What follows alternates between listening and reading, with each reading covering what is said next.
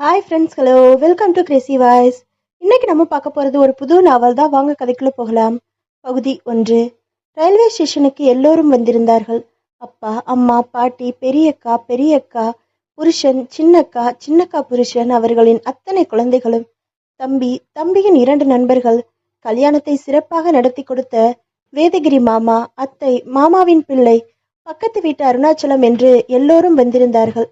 பானுமதியை கொஞ்ச நேரத்தில் ரயிலில் அவள் புருஷனோடு தஞ்சாவூருக்கு அனுப்பிவிட்டு களையப் போகிறார்கள். பானுமதிக்கு மனதில் உணர்ச்சிகள் கலவையாக மிக்சிக்குள் பழங்களைப் போல சுழன்று கொண்டிருந்தன.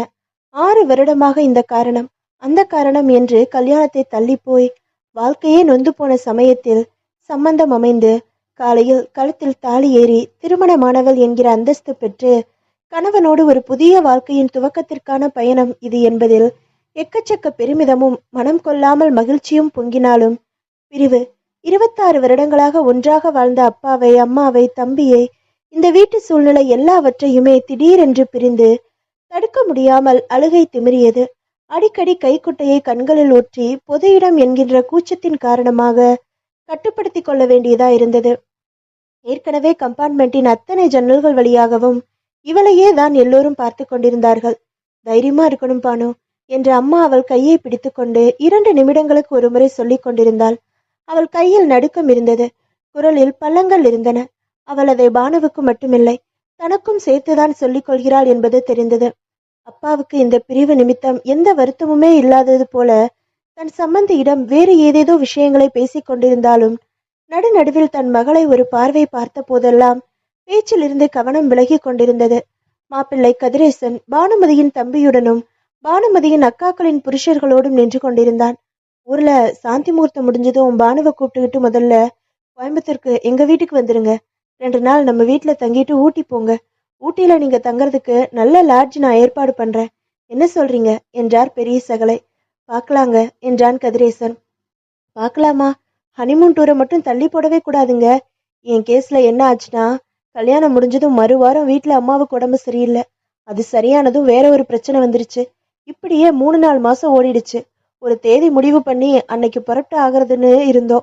பெட்டியெல்லாம் எடுத்து வச்சு பேக் பண்ணியாச்சு. ஆட்டோ பிடிக்க வேண்டிய சமயம் என் பொண்டாட்டிக்கு மயக்கம், வாந்தி. டாக்டர் கிட்ட அழைச்சிட்டு போனா கர்ப்பம்னு கன்ஃபார்ம் பண்ணிட்டாங்க. இந்த சமயத்துல டூர் போகக்கூடாது, டிராவல்ஸ் நல்லது இல்லைன்னு சொல்லிட்டாங்க. என்ன பண்றது? அப்புறம் முதல் குழந்தை பிறந்து அதுக்கு 1 வருஷம் ஆன அப்புறம் தான் நாங்க டூர் போனோம் என்றார் சின்ன சகலை. நீங்க போனதுக்கு பேரு ஹனிமூன் டூர் இல்ல மச்சான், குடும்ப டூர் என்றார் பானுமதியின் தம்பி. எல்லோரும் சிரித்து பேசும் கதிரேசன் கொஞ்சமாகத்தான் புன்னகைத்தான். ஊருக்கு போய் சேர்ந்ததும் ஒரு தந்தி கொடுத்துருங்க. ஆகட்டுங்க. உங்க வீட்டுல ஒரே ஒரு பெட்ரூம் தான் பார்த்ததா ஞாபகம். அது உங்க அண்ணன் தானே யூஸ் பண்ணிக்கிட்டு இருக்காரு? ஆமா. உங்களுக்கு தனி ரூம் செட்டப் பண்ணணுமா? செய்யணுங்க. தஞ்சாவூர்ல உங்க சாமில் எங்க இருக்கு? மெடிக்கல் காலேஜ் போற ரோட்ல இருக்கு. மரம் அறுத்து கொடுக்கறதோட சரியா, நீங்களே மரமும் விற்கிறீங்களா? 2ம் உண்டு. பெரிய மரங்களை அஸ்ஸாம், கேரளத்துல இருந்து வாங்கி நாங்க கட் பண்ணி சைஸ்களாகி விற்கிறதுண்டு. கூலிக்கும் கட் பண்ணி தருவோம். மில்லோட ஒட்டி சின்ன மரக்கடையும் இருக்கு. நீங்க தான் முழுக்க பாத்துக்கிறீங்களா? இல்ல, அண்ணன் தான் ஃபுல் இன்சார்ஜ். 10 வருஷத்துக்கு முன்னாடி அவர் தான் பேங்க் லோன் போட்டு செஞ்சு ஆரம்பிச்சாரு. நான் காலேஜ்ல படிச்சுட்டு இருந்தேன். அப்போ படிச்சு முடிச்சதும் அண்ணனோடவே தொழில இறங்கிட்டேன். சகலைகள் மாறி மாறி கேட்டுக்கொண்டிருக்க சிக்னல் போட்டுட்டான் என்று குரல் கொடுத்தார் அப்பா. பானுமதி ஒவ்வொருவராக பார்த்து போயிட்டு வரேம்மா, போயிட்டு வரேன்ப்பா, போயிட்டு வரேக்கா என்று சொல்ல ஒருவர் விடாமல் அத்தனை பேரும் கண் கலங்கி உதடுகளை கடித்து கட்டுப்படுத்தினார்கள். அப்பா கண்ணாடியை கழட்டிவிட்டு மேல் துண்டால் கண்களை பொத்தி கொண்டார். பானுமதி ஏறிக்கொண்டாள். ரயில் நகர துவங்க எல்லோருக்கும் விம்மலுடன் வலியும் கண்களுடன் கையசைத்தாள். ரயில் வேகம் பிடிக்கும் வரை அப்பாவும் தம்பியும் ஜன்னலோரமாக கூடவே நடந்து வந்து கையசைத்தார்கள். பானுமதியின் அருகில் அமர்ந்திருந்தான் கதிரேசன். அவர்கள் இருவர் மட்டும் தனியாக பேசிக்கொண்டு வரட்டும் என்பதற்காகவே கதிரேசனின் அப்பா, அம்மா, அண்ணன், அண்ணி மற்றவர்களுக்கு அதே கம்பார்ட்மெண்டில் கொஞ்சம் எண்கள் தள்ளி டிக்கெட் எடுத்திருந்தார் பானுமதியின் தம்பி. இவர்களின் பகுதியில் இவர்கள் 2 பேரை தவிர இருந்த 4 பேரும் வெளிநாட்டு சுற்றுலா பயணிகளாக அமைந்ததில் பானுமதிக்கு சற்று ஆறுதலாக இருந்தது. கதிரேசன் 10-15 நிமிடம் அமைதி விட்டு டிடிஇ வந்து போனதுக்கு அப்புறம் அவளிடம் மெதுவாக குரலில் பேச துவங்கினான். ரொம்ப கஷ்டமா இருக்கா பானு என்றான். அது ஒரு பக்கம் இருந்தாலும் சந்தோஷமா தான் இருக்கு என்றாள். பெண் பார்த்து நிச்சயமான தினமே தனிமையில் கொஞ்ச நேரம் பேசியிருந்தாலும் கல்யாணத்திற்கு முதல் நாளான நேற்றும் தனிமை அமைத்து கொண்டு பேசி புறங்கையில் முத்தம் வரை வந்திருந்தாலும் சங்கோஜம் சற்று குறைந்திருந்தது. என்ன சந்தோஷம்? என்ன கேள்வி இது? கல்யாணமான சந்தோஷம் இருக்காதா? அதுலயும் மற்ற பொண்ணுங்களை விட நான் 10 மடங்கு சந்தோஷப்பட்டு தான் ஆகணும். ஏன் அப்படி? அப்பா உங்ககிட்ட சொன்னதா சொன்னாங்க. எனக்கு 6 வருஷமா மாப்பிள்ளை பார்த்தாங்க. இது வரைக்கும் 7 மாப்பிள்ளைங்க என்னை பார்த்துட்டு போயாச்சு. ஒன்று என்ன பிடிக்காது, என்ன பிடிச்சிருந்ததா எங்க அப்பா செய்யறதா சொல்ற தொகை பிடிக்காது. உங்களுக்கு தான் ரெண்டும் பிடிச்சது. இல்லை பானு, எனக்கு ரெண்டும் பிடிக்கல. ஒன்று மட்டும்தான் பிடிச்சது. பயந்துராத. எனக்கு ஒன்றை பிடிச்சது. உங்க அப்பா 20 பவுன்ல நகை செஞ்சு உனக்கு போட்டிருக்காரே, இது பிடிக்கல. காலேஜில் படிச்சப்போ வரதட்சணை வாங்கக்கூடாதுன்னு நண்பர்களா சேர்ந்து சபதம் எடுத்துக்கிட்டோம். என் பொண்டாட்டிக்கு என் சம்பாத்தியத்துல தான் நகை செஞ்சு போடணும்னு நினைச்சிருந்தேன். ஒரு குண்டுமணி தங்கம் கூட மாமனார் வீட்டுல இருந்து எதிர்பார்க்க கூடாதுன்னு நினைச்சிருந்தேன். ஆனா உங்க அப்பா 20 பவுன் போடுறேன்னு சொன்னப்போ என்னால ஒரு வார்த்தை மறுத்து பேச முடியல. ஏன் அப்படி? வீட்டுல கொஞ்சம் சூழ்நிலை சரியில்லை பானு, கொஞ்சம் சிக்கல் இருக்கு. என்ன இது? வேணாம், இப்ப வேணாம், சொல்றேன். நீ என் பொண்டாட்டி, உன்கிட்ட எதையும் மறைக்க போறதில்ல. இப்ப வேற ஏதாவது சுவாரஸ்யமா பேசலாம். உன்னை பார்த்துட்டு போன 7 பேரும் சரி சொல்லல. ஆனா நான் சரி சொல்லிட்டேன். அதனால என்ன கட்டிக்கிட்டியா? இல்ல நிஜமாவே மனசுல இவன் நமக்கு பொருத்தம்தான்னு நினைச்சு உண்மையான சந்தோஷத்தோட கட்டிக்கிட்டியா பானு? இப்படியெல்லாம் கேட்டா என்ன பதில் சொல்றது?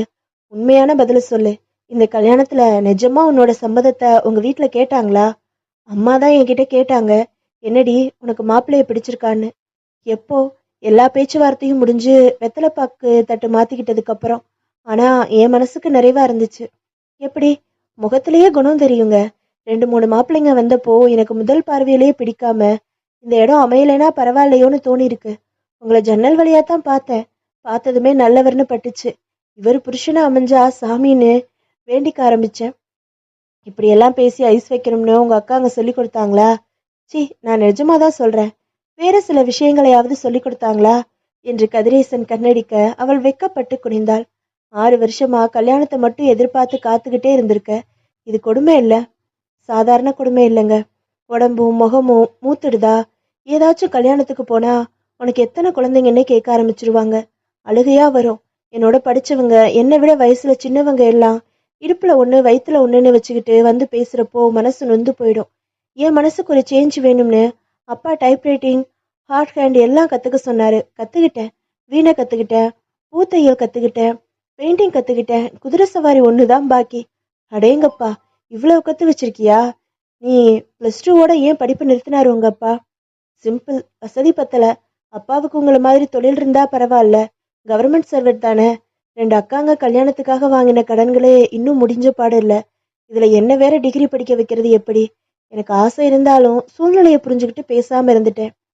இப்பவும் டிகிரி படிக்கணும்னு ஆசை இருக்கா? அதான் கல்யாணம் ஆயிடுச்சு. இனிமே எங்க படிக்கிறது? ஏன், எத்தனையோ பேர் படிக்கிறாங்களே. நீ தபால் மூலமா டிகிரி படிக்கிறியா? சொல்லு, நான் அப்ளிகேஷன்ல வரவழைக்கிறேன். வீட்டு வேலைகளை யார் பார்க்கறது? நீ மட்டுமா பார்க்க போற? அம்மா இருக்காங்க, அண்ணி இருக்காங்க. நீ கூட மாட ஒத்தாசை தான் பண்ண போற. நமக்கு குழந்தைன்னு பிறந்துட்டாதான் நேரம் இருக்காது. இப்போ நிறைய நேரம் இருக்கு. உனக்கு விருப்பம் இருந்தா தாராளமா படிக்கலாம். எனக்கு அதுல எந்த ஆட்சேபனையும் இல்லை. நான் யோசிச்சு சொல்றேனே. சரி, நீ கட்டியிருக்கிற சேலை யார் செலெக்ஷன்? என் அப்பா தான் வாங்கினாரு. உன் நிறத்துக்கு இந்த மாதிரி டார்க் கலர் சேலை எல்லாம் எடுக்காது. லைட் கலர் சேலை தான் எடுப்பா இருக்கும். நேற்று காலையில கட்டியிருந்தியே கிரீம் கலர் சிவப்பு பூவா இருந்த சேலை, அது ரொம்ப டாப்பா இருந்துச்சு. அது பெரியக்கா வாங்கி கொடுத்த சேலை. ஐயோ, நீங்க முதல்ல சொல்லியிருந்தா லைட் கலர் சேலை கட்டிட்டு வந்திருப்பேனே. பரவாயில்ல, இப்ப என்ன அதனால? இதே மாதிரி நான் ஒன்று சொல்லலாமா? என்ன? உங்களை பத்தி சொல்லு. கோச்சுப்பீங்களா? கோச்சிக்க மாட்டேன், சொல்லு. உங்க உதட்ட பார்த்துட்டு என் தம்பி சொன்னா நீங்க சிகரெட் குடிப்பீங்கன்னு. குடிப்பீங்களா? கதிரேசன் சற்றே தயங்கி விட்டு, அடிக்கடி இல்ல, எப்பயாவது. வேணாமே, அது எதுக்கு கன்றாவி, விட்டுடுங்களேன். நானே ரொம்ப குறைச்சிட்டேன். சீக்கிரத்துல விட்டுடுறேன். நேற்று ஈவினிங் என்னோட பேசுறதுக்கு வந்தீங்களே, அதுக்கு முன்னாடி சிகரெட் பிடிச்சிங்க தானே? ஆமா. துப்பறிஞ்சியா? இல்ல, வாசம் அடிச்சது. அதுக்காக தான் வாயில மின்ட்டு போட்டு கொதப்பிக்கிட்டு இருந்தீங்கன்னு தெரியும். பெரிய ஆளா இருப்ப போல இருக்கே நீ. சரி, கொஞ்சம் இரு. இந்த புக்கு படிக்கிறதுனா படி. புது பொண்டாட்டி வந்ததும் நம்மளை எல்லாம் மறந்துட்டான்னு நினைச்சிட போறாங்க. நான் 2 வார்த்தை அம்மா அப்பா கிட்ட பேசிட்டு வந்துடுறேன். கதிரேசன் எழுந்து ரயிலின் ஓட்டத்திற்கேற்ப அட்ஜஸ்ட் செய்து நடந்து வேறு பகுதிக்கு சென்றதும் பானுமதி அவன் கொடுத்த குமுதத்தை புரட்டினாள். எதிலும் மனம் ஒற்றவில்லை. மனதில் இப்பொழுது பிரிவின் வழி இல்லை. சந்தோஷம் மட்டுமே அலையடித்துக் கொண்டிருந்தது. பகுதி 2. தன் கணவனின் வீட்டில் பானுமதியால் ஒரே வாரத்தில் சுலபமாக ஒன்று கொள்ள முடிந்தது. வீட்டின் உறுப்பினர்களின் குணங்களை ஓரளவு புரிந்து கொண்டு விட முடிந்தது. மாமனார் விநாயகம் இருக்கும் 2 ஏக்கர் வயலின் பொறுப்புகளை ஏற்றிருப்பது புரிந்தது. காலையில் 6 மணிக்கெல்லாம் ஒரே ஒரு காஃபி சாப்பிட்டு விட்டு சைக்கிளை எடுத்துக்கொண்டு புறப்பட்டு வயலுக்கு போய்விடுவார். தஞ்சாவூரிலிருந்து 4 கிலோமீட்டர் தள்ளி இருக்கிறதாம் வயல். ஒரு ஞாயிற்றுக்கிழமை வயலுக்கு அழைத்துச் செல்வதாக கதிரேசன் சொல்லியிருக்கிறான். காலையில் போகிற மாமனார் 12 மணிக்குத்தான் திரும்பி வருகிறார். மீண்டும் ஒருமுறை குளிக்கிறார். காலை டிஃபன் கிடையாது, நேரடியாக மதிய சாப்பாடுதான். சாப்பிட்டு விட்டு தரையில் பாய் போட்டு கொள்ளாமல் மேல் துண்டை விரித்து கையாலேயே தலையணையாக்கி வைத்து கொண்டு படுத்தால் 5:30 மணிக்குத்தான் எழுந்திருக்கிறார். அதன் பிறகு முகம் கழுவி காஃபி. பிறகு தன் 2 பேர குழந்தைகளோடு விளையாடிவிட்டு அவர்களுக்கு டியூஷன் வாத்தியாராகவும் மாறிவிடுகிறார். 9 மணிக்கெல்லாம் சாப்பிட்டு விட்டு ஒரு வாக்கிங் போய் திரும்பியதும் கொஞ்ச நேரம் ராமாயணம் படிக்கிறார். அவர் ராமாயணம் வாய்விட்டு படிக்கும்போது அத்தை அருகில் உட்கார்ந்திருப்பார். அத்தை ஒரு சொல் சொல்வதில்லை, சிரித்த முகம். எல்லா வேலைகளையும் அவர்களே எடுத்து போட்டு கொண்டு செய்கிறார்கள். வேலைகளை அவர்களிடமிருந்து வற்புறுத்தி பிடுங்கித்தான் இவளாகட்டும் அக்காவாகட்டும் செய்ய வேண்டியிருக்கிறது. கதிரேசனின் அண்ணன் சுந்தரராமனும் வாக்கப்பட்ட அக்கா மீனாட்சிக்கு சொந்த ஊர் மதுரை. உயரம், ஒடிசலான தேகம், கோணல், வகிடெடுத்த ஒற்றை பின்னல், பொறாமைப்பட வேண்டிய நீளமான பின்னல். அவர்களும் இனிமையாகத்தான் பழகுகிறார்கள். அக்காவுக்கு ரொம்ப பிடித்தமான விஷயம் ரேடியோ. குளிக்கும்போது, சமைக்கும்போது, காய்கறி நெருக்கும்போது, பூ கட்டும்போது எப்பொழுதும் ரேடியோவில் சினிமா பாடல்கள் ஒலிக்க வேண்டும். எல்லா பாடல்களும் மனப்பாடம். பாடல்களோடு சன்னமாக இவர்களும் இணைந்து பாடுகிறார்கள். அக்காவுக்கு 2 குழந்தைகள், 2 பையன்கள், ரமேஷ், கார்த்திக். 3வது LKG. 2ம் சித்தி சித்தி என்று ஒட்டி கொண்டு விட கதிரேசனின் அண்ணன் சுந்தரராமன் மட்டும்தான் இந்த வீட்டில் கொஞ்சம் கரடு முரடாக தெரிகிறார். ஒரு வார்த்தை கூட இதுவரை பேசவில்லை. அது பண்பாடா இல்லை சுவாபமா தெரியவில்லை. எப்பொழுதும் சிந்தனை. நடக்கும் பொழுது, சாப்பிடும்போது, சும்மா உட்கார்ந்திருக்கும் பொழுது எப்பொழுதும் அவரின் அப்பா அம்மாவிடம் கூட அதிகமாக பேசுவதில்லை. கொஞ்சம் கோபக்காரர் என்று புரிகிறது. கொஞ்சம் சிடுசிடு. குழந்தைகளிடம் கூட திடீரென்று பாய்ந்து ஒன்றுமில்லாததற்கெல்லாம் கத்துகிறார். அவரோடு பார்க்கும்போது கதிரேசன் ரொம்ப கலகல டைப்பு தான். ஒரு வாரத்தில் 2 தடவை சினிமாவுக்கு அழைத்து சென்றாயிற்று. தஞ்சை பெரிய கோவிலுக்கு, சிவகங்கை பூங்காவுக்கு அழைத்து சென்றாயிற்று. பூங்காவில் நேற்று கதிரேசன் கேட்டான், என்ன பானு, உனக்கு எங்க வீடு பிடிச்சிருக்கா? என்றாள் பானுமதி. என்ன நினைக்கிறியோ அதை வெளிப்படையா சொல்லு. எனக்கு பிடிச்சிருக்குங்க. எல்லாரும் ரொம்ப அன்பா பழகுறாங்க. உங்க அண்ணன் தான் கொஞ்சம் ரிசர்வ் டைப் போல இருக்கு. இல்ல, அதெல்லாம் இல்ல. பின்னையே எப்பவும் உம்முன்னு இருக்காரு. அவருக்கு கோபம். கோபமா? யார் மேல? அப்பா மேல, அம்மா மேல, ஏன் மேல? ஏன்? அவர் தனியா கொடுத்துன்னு போகணும்னு ஆசைப்படுறாரு. நிஜமாவா? ஏன்? உங்க அப்பா அம்மா நல்லா அன்பா தானே இருக்காங்க. இந்த வீட்டுல என்ன பிரச்சனை? ஏதாவது சண்டையா? அது இல்ல, மதுரையில இருக்கிற அவரோட மாமனார் போடுற தூபம் தான் எல்லாம். அவர் அங்க ஜுவல்லரி வச்சிருக்காரு. நல்ல வசதி. இடம் வாங்கி பங்களா மாதிரி பெருசா வீடு கட்டிட்டாரு. சரி, அதனால அண்ணனுக்கு கொஞ்ச நாளா இந்த மரக்கடை மில் பிசினஸ்லாம் பிடிக்கல. போட்டி அதிகம். முந்தி மாதிரி அதிக லாபம் இல்லை. இவரும் கொஞ்ச நாளா வியாபாரத்துல சரியா அக்கறை காட்டாததால இப்போ பிசினஸ் கொஞ்சம் டல்லு தான். இவர் மாமனார் என்ன சொல்றாருன்னா, மதுரைக்கு வந்துருங்க மாப்பிள்ள, என் வீட்டுல தங்க வேணாம், அது கௌரவ குறைச்சல். தனியா வீடு பிடிச்சு தர்றேன், கடை வாடகைக்கு பிடிச்சு தர்றேன், தொழில் கத்து தர்றேன், ஜுவல்லரி வைங்க, 5 வருஷத்துல ஓஹோன்னு வந்துடலாம். முதல்ல எல்லாம் நான் கடனாவே தர்றேன்னு சொல்றாரு. இவருக்கு இந்த திட்டம் பிடிச்சு போச்சு. வீட்டுல சொன்னாரு. அப்பா அம்மாவுக்கு பிடிக்கல, கோபம் வந்துருச்சு. சத்தம் போட்டாங்க. எல்லாம் நம்ம கல்யாணத்துக்கு 10 நாள் இருக்கிறப்ப நடந்துச்சு. இதுல நான் எங்க அப்பா பக்கம் பேசுனதுனால என் மேலேயும் அவருக்கு வருத்தம். உள்ள தொழிலையே சிறப்பா செஞ்சு விரிவு செய்ய முடியாதா? மனசு வச்சா முடியும் தான். மர பிசினஸ் முன்னேறி கோடீஸ்வரன் ஆனவன் எல்லாம் இல்லையா? இவருக்கு என்னவோ நகைக்கடை தொழில திடீர்னு ஆசை வந்துடுச்சு. மறுபடி அப்பா கிட்ட சம்மதம் கேட்டு வற்புறுத்தினாரு. எதுவா இருந்தாலும் கதிரேசன் கல்யாணம் நடந்து முடியட்டும், அதுக்கப்புறமா பேசிக்கலான்னு சொல்லி வாயை அடைச்சிட்டாரு. எந்த சமயமும் அந்த பிரச்சனை வீட்டுல ஆரம்பிக்கலாம். பானுமதியின் முகம் வாடி போனது. இதுக்கு நீ ஏன் வருத்தப்படுற? குடும்பம்னு இருந்தா இது மாதிரி எல்லாம் தான் இருக்கும். அதுக்கு இல்ல, சின்ன மருமக வந்த நேரம் குடும்பம் பிரிஞ்சிடுச்சுன்னு நாளைக்கு பேச்சு வராதா? அந்த மாதிரி எல்லாம் ஆயிடாது. அண்ணன் துள்ளுவாரே ஒழிய அப்பாவோட வார்த்தைக்கு கட்டுப்படுறவர் தான். அப்பா இந்த யோசனையே வேணாம் விட்டுடுன்னு தீர்மானமா சொல்லிட்டா அதை மீறி ஒரு முடிவு செய்ய மாட்டாரு. கொஞ்ச நாளைக்கு வருத்தமா இருப்பாரு, அப்புறம் சரியா போயிடும். எனக்கு என்னவோ கலக்கமா இருக்குங்க. அசடு. எதிர்பார்க்காம ஏதாச்சும் நம்ம விருப்பத்துக்கு மாறா நடந்தா அதுக்கு நாம என்னதான் செய்ய முடியும்? உன்னை யாரும் பழி சொல்ல மாட்டாங்க. நீ அதை நினைச்சு கவலைப்படாத. வர வெள்ளிக்கிழமைய நினைச்சு கவலைப்பட்டா போதும். வெள்ளிக்கிழமையா? என்ன அன்னைக்கு? தெரியாது. ம், நிஜமாவே தெரியாது. கதிரேசன் சுற்றும் முற்றும் பார்த்துவிட்டு அவளை லேசாக அணைத்து கொண்டு, வெள்ளிக்கிழமை தான் நாள் பார்த்துருக்காங்க. அன்னைக்கு ராத்திரி தான் இந்த பாப்பாவும் சேர்ந்து ஒரு குட்டி பாப்பா உருவாக்குற முயற்சியை ஆரம்பிக்க போகுதாம் என்றான். சி என்று முகம் சிவந்து விலகினாள் பானுமதி. வெள்ளிக்கிழமை சுந்தரராமனின் அறையிலிருந்து கட்டிலை பூ போட்டு அலங்கரித்து பானுமதியை அலங்கரித்து அனுப்பி வைத்தார்கள். கதவை சாத்திவிட்டு மெல்ல நடந்து வந்தாள். அறையில் ஊதுபத்தி வாசனை நிறைந்திருந்தது. கட்டிலில் தெளிக்கப்பட்ட மல்லிகை பூக்களின் கும்மென்ற வாசனை வேறு. கட்டிலில் கை கட்டி அமர்ந்திருந்த கதிரேசன், வா வந்து உட்காரு, பால் சாப்பிட்ற பிசினஸ் எல்லாம் அப்புறம் பார்த்துக்கலாம் என்றாள். அருகில் வந்து படபடக்கும் இதயத்துடன் நின்றவளின் கைப்பிடித்து தன் அருகில் உட்கார வைத்தான். அவள் முகத்தை தாடை பற்றி நிமிர்த்தி திடுக்கிட்டான். என்னாச்சு? எதுக்கு அழுகிற? இல்லைங்க. அவளுக்கு தொண்டை அடைத்தது. என்னம்மா என்றான் இரண்டு கன்னங்களையும் ஏந்தி. சினிமாவில் இந்த மாதிரி சீனை பார்த்துட்டு என் வாழ்க்கையில இந்த மாதிரி ஒரு சந்தர்ப்பம் உண்டான்னு ஏங்கி போயிருக்கேங்க. அழலைங்க, சந்தோஷம் என்று அவன் மார்பில் சாய்ந்து விம்மினாள். அவன் அவள் முதுகை ஆதரவாக தொட்டு, உனக்கு ரொம்ப நாள் கல்யாணம் தள்ளி போனதுல தேவையில்லாம ஒரு தாழ்வு மனப்பான்மை வந்துருச்சு பானு. இது இயல்பா எல்லா பொண்ணுங்களுக்கும் நடக்கிறது தானே. ரைட்டு, சினிமாவில் இந்த மாதிரி சீன்ல என்னென்ன பார்த்துருக்க சொல்லு என்றான். போங்க சினுங்கினாள். சரி, நான் ஞாபகப்படுத்தட்டுமா? முதல்ல இந்த மாதிரி கட்டி பிடிச்சுக்குவாங்க. அப்புறம் முகத்துக்கு நேரா முகத்தை எடுத்துட்டு வந்து அவள் உதடுகளை நோக்கி குனிந்து முத்தமிட்டு அவள் தேகம் முழுக்க சிலிர்த்தாள். கண்கள் கிறங்கினாள். எத்தனை வருடங்களாக ஏங்கி பார்த்த முதல் முத்தம். என் மன்னவன் வருவான், என் இதழின் முத்திரை பதிப்பான். யார் என் மன்னவன்? அவன் எப்பொழுது வருவான் என்று ஒரு முறை காகிதத்தில் எழுதி அம்மா வருவது பார்த்து அவசரமாக கிழித்து போட்டது நினைவுக்கு வந்தது. அவளை விட்டு அவன் விலகி விடாமல் இருக்க தழுவி கொண்டாள் பானு. கதிரேசன் அவன் முந்தானையை சரித்தான். மற்றொரு கையால் படுக்கையறையில் இருந்த விளக்கின் சுவிட்சை அணைத்தான். அங்கே மன்மதன் எழுதிய காம கவிதையை இருள் மட்டும் வெக்கமில்லாமல் பார்த்து கொண்டிருந்தது. பகுதி 3.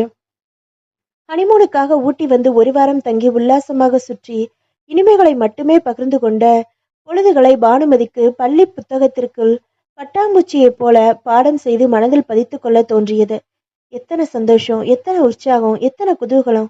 அத்தனையும் ஊர்ல இருந்து திரும்பின தினத்தின் ராத்திரியே அந்த பிரச்சனையின் காரணமாக தொலைந்து போனது.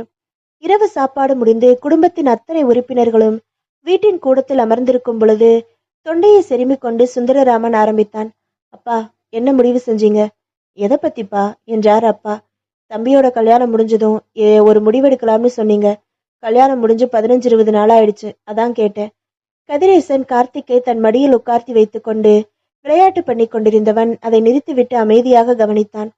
அம்மாவும் 2 மருமகள்களும் பேச்சை நிறுத்தினார்கள். அப்பா தன் மேல் துண்டால் ஒரு முறை முகத்தை துடைத்து கொண்டார். மௌனமாக வேறு திசையில் பார்த்தார்.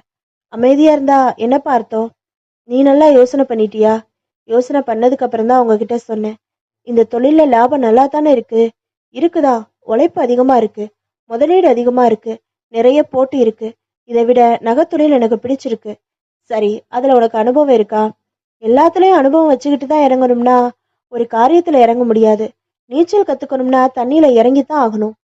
சரிப்பா, அதுக்கு வயசுன்னு ஒண்ணு இருக்கே. இந்த வயசுல போய் நான் இப்போ நீச்சல் கத்துக்கணும்னு நினைச்சா எப்படி? அது வயசை பொறுத்தது இல்ல, மனசுல இருக்கிற நம்பிக்கையை பொறுத்த விஷயம். எனக்கு நம்பிக்கை இருக்கு. அப்படியா? சரி, இத்தனை வருஷமா குடும்பத்தோட ஒன்னா இருந்துட்டு இப்போ தனியா போறதுன்னா கஷ்டமா இருக்கேப்பா. நியாயம்தான், அதே கஷ்டம் எனக்கும் தானே இருக்கு. தாலி கழுத்துல ஏறினதுமே ஒவ்வொரு பொண்ணும் அவளோட குடும்பத்தை விட்டு பிரிஞ்சுதானே வர்றாங்க. அதுல கஷ்டம் இல்லையா என்ன? அவங்களோட எதிர்கால வாழ்க்கைக்காக அப்படி வர வேண்டி இருக்கே. அதே மாதிரி தான் என்னோட எதிர்கால வாழ்க்கைக்காக சில கஷ்டங்களை சந்திக்க வேண்டி இருக்கு. நான் என்ன வெளிநாட்டுக்கா போறேன்?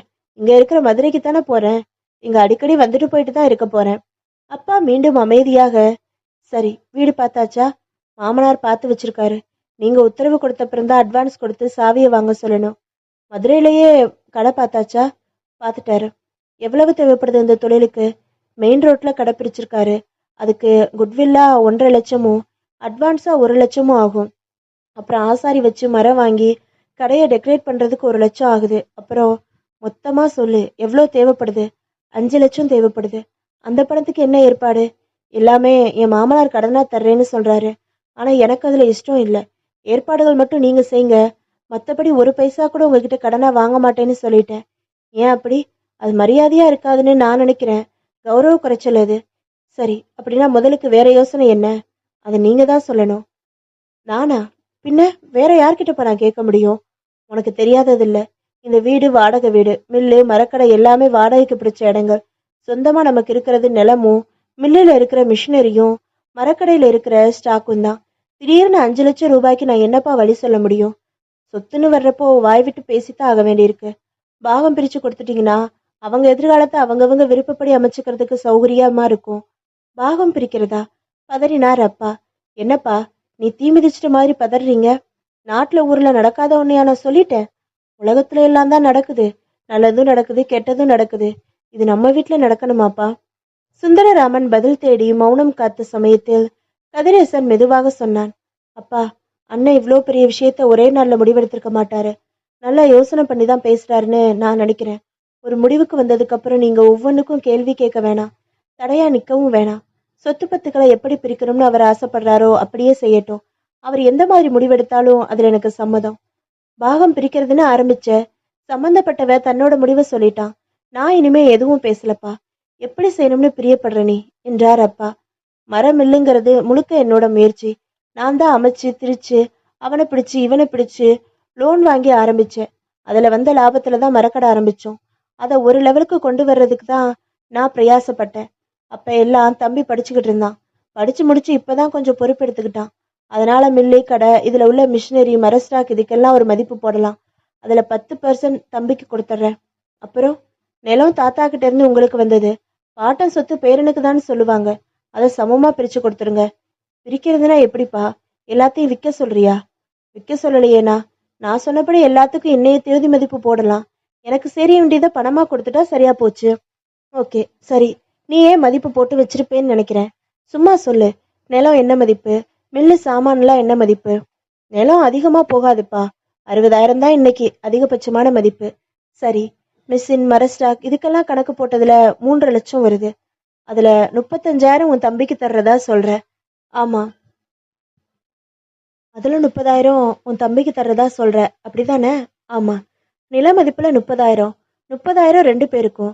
ரெண்டையும் கூட்டினா 3,40,000 ரூபாய் உனக்கு கொடுத்துட்டு மில்லு, கடையை தம்பி பார்த்துக்கலாம். நிலத்தை சாகுபடி செய்யலாம். ஆமா. திடீர்னு அவ்வளவு பணத்துக்கு அவன் எங்கப்பா போவான்? தனிப்பட்ட முறையில் அவனுக்கு சொத்து ஏது? அதுக்கு நான் என்னப்பா செய்ய முடியும்? மாத்தி யோசனை இருக்கா? மாத்தி யோசனைனா எல்லாத்தையும் வித்து பணமா மாத்தி பிரிச்சுக்கிறது தான்.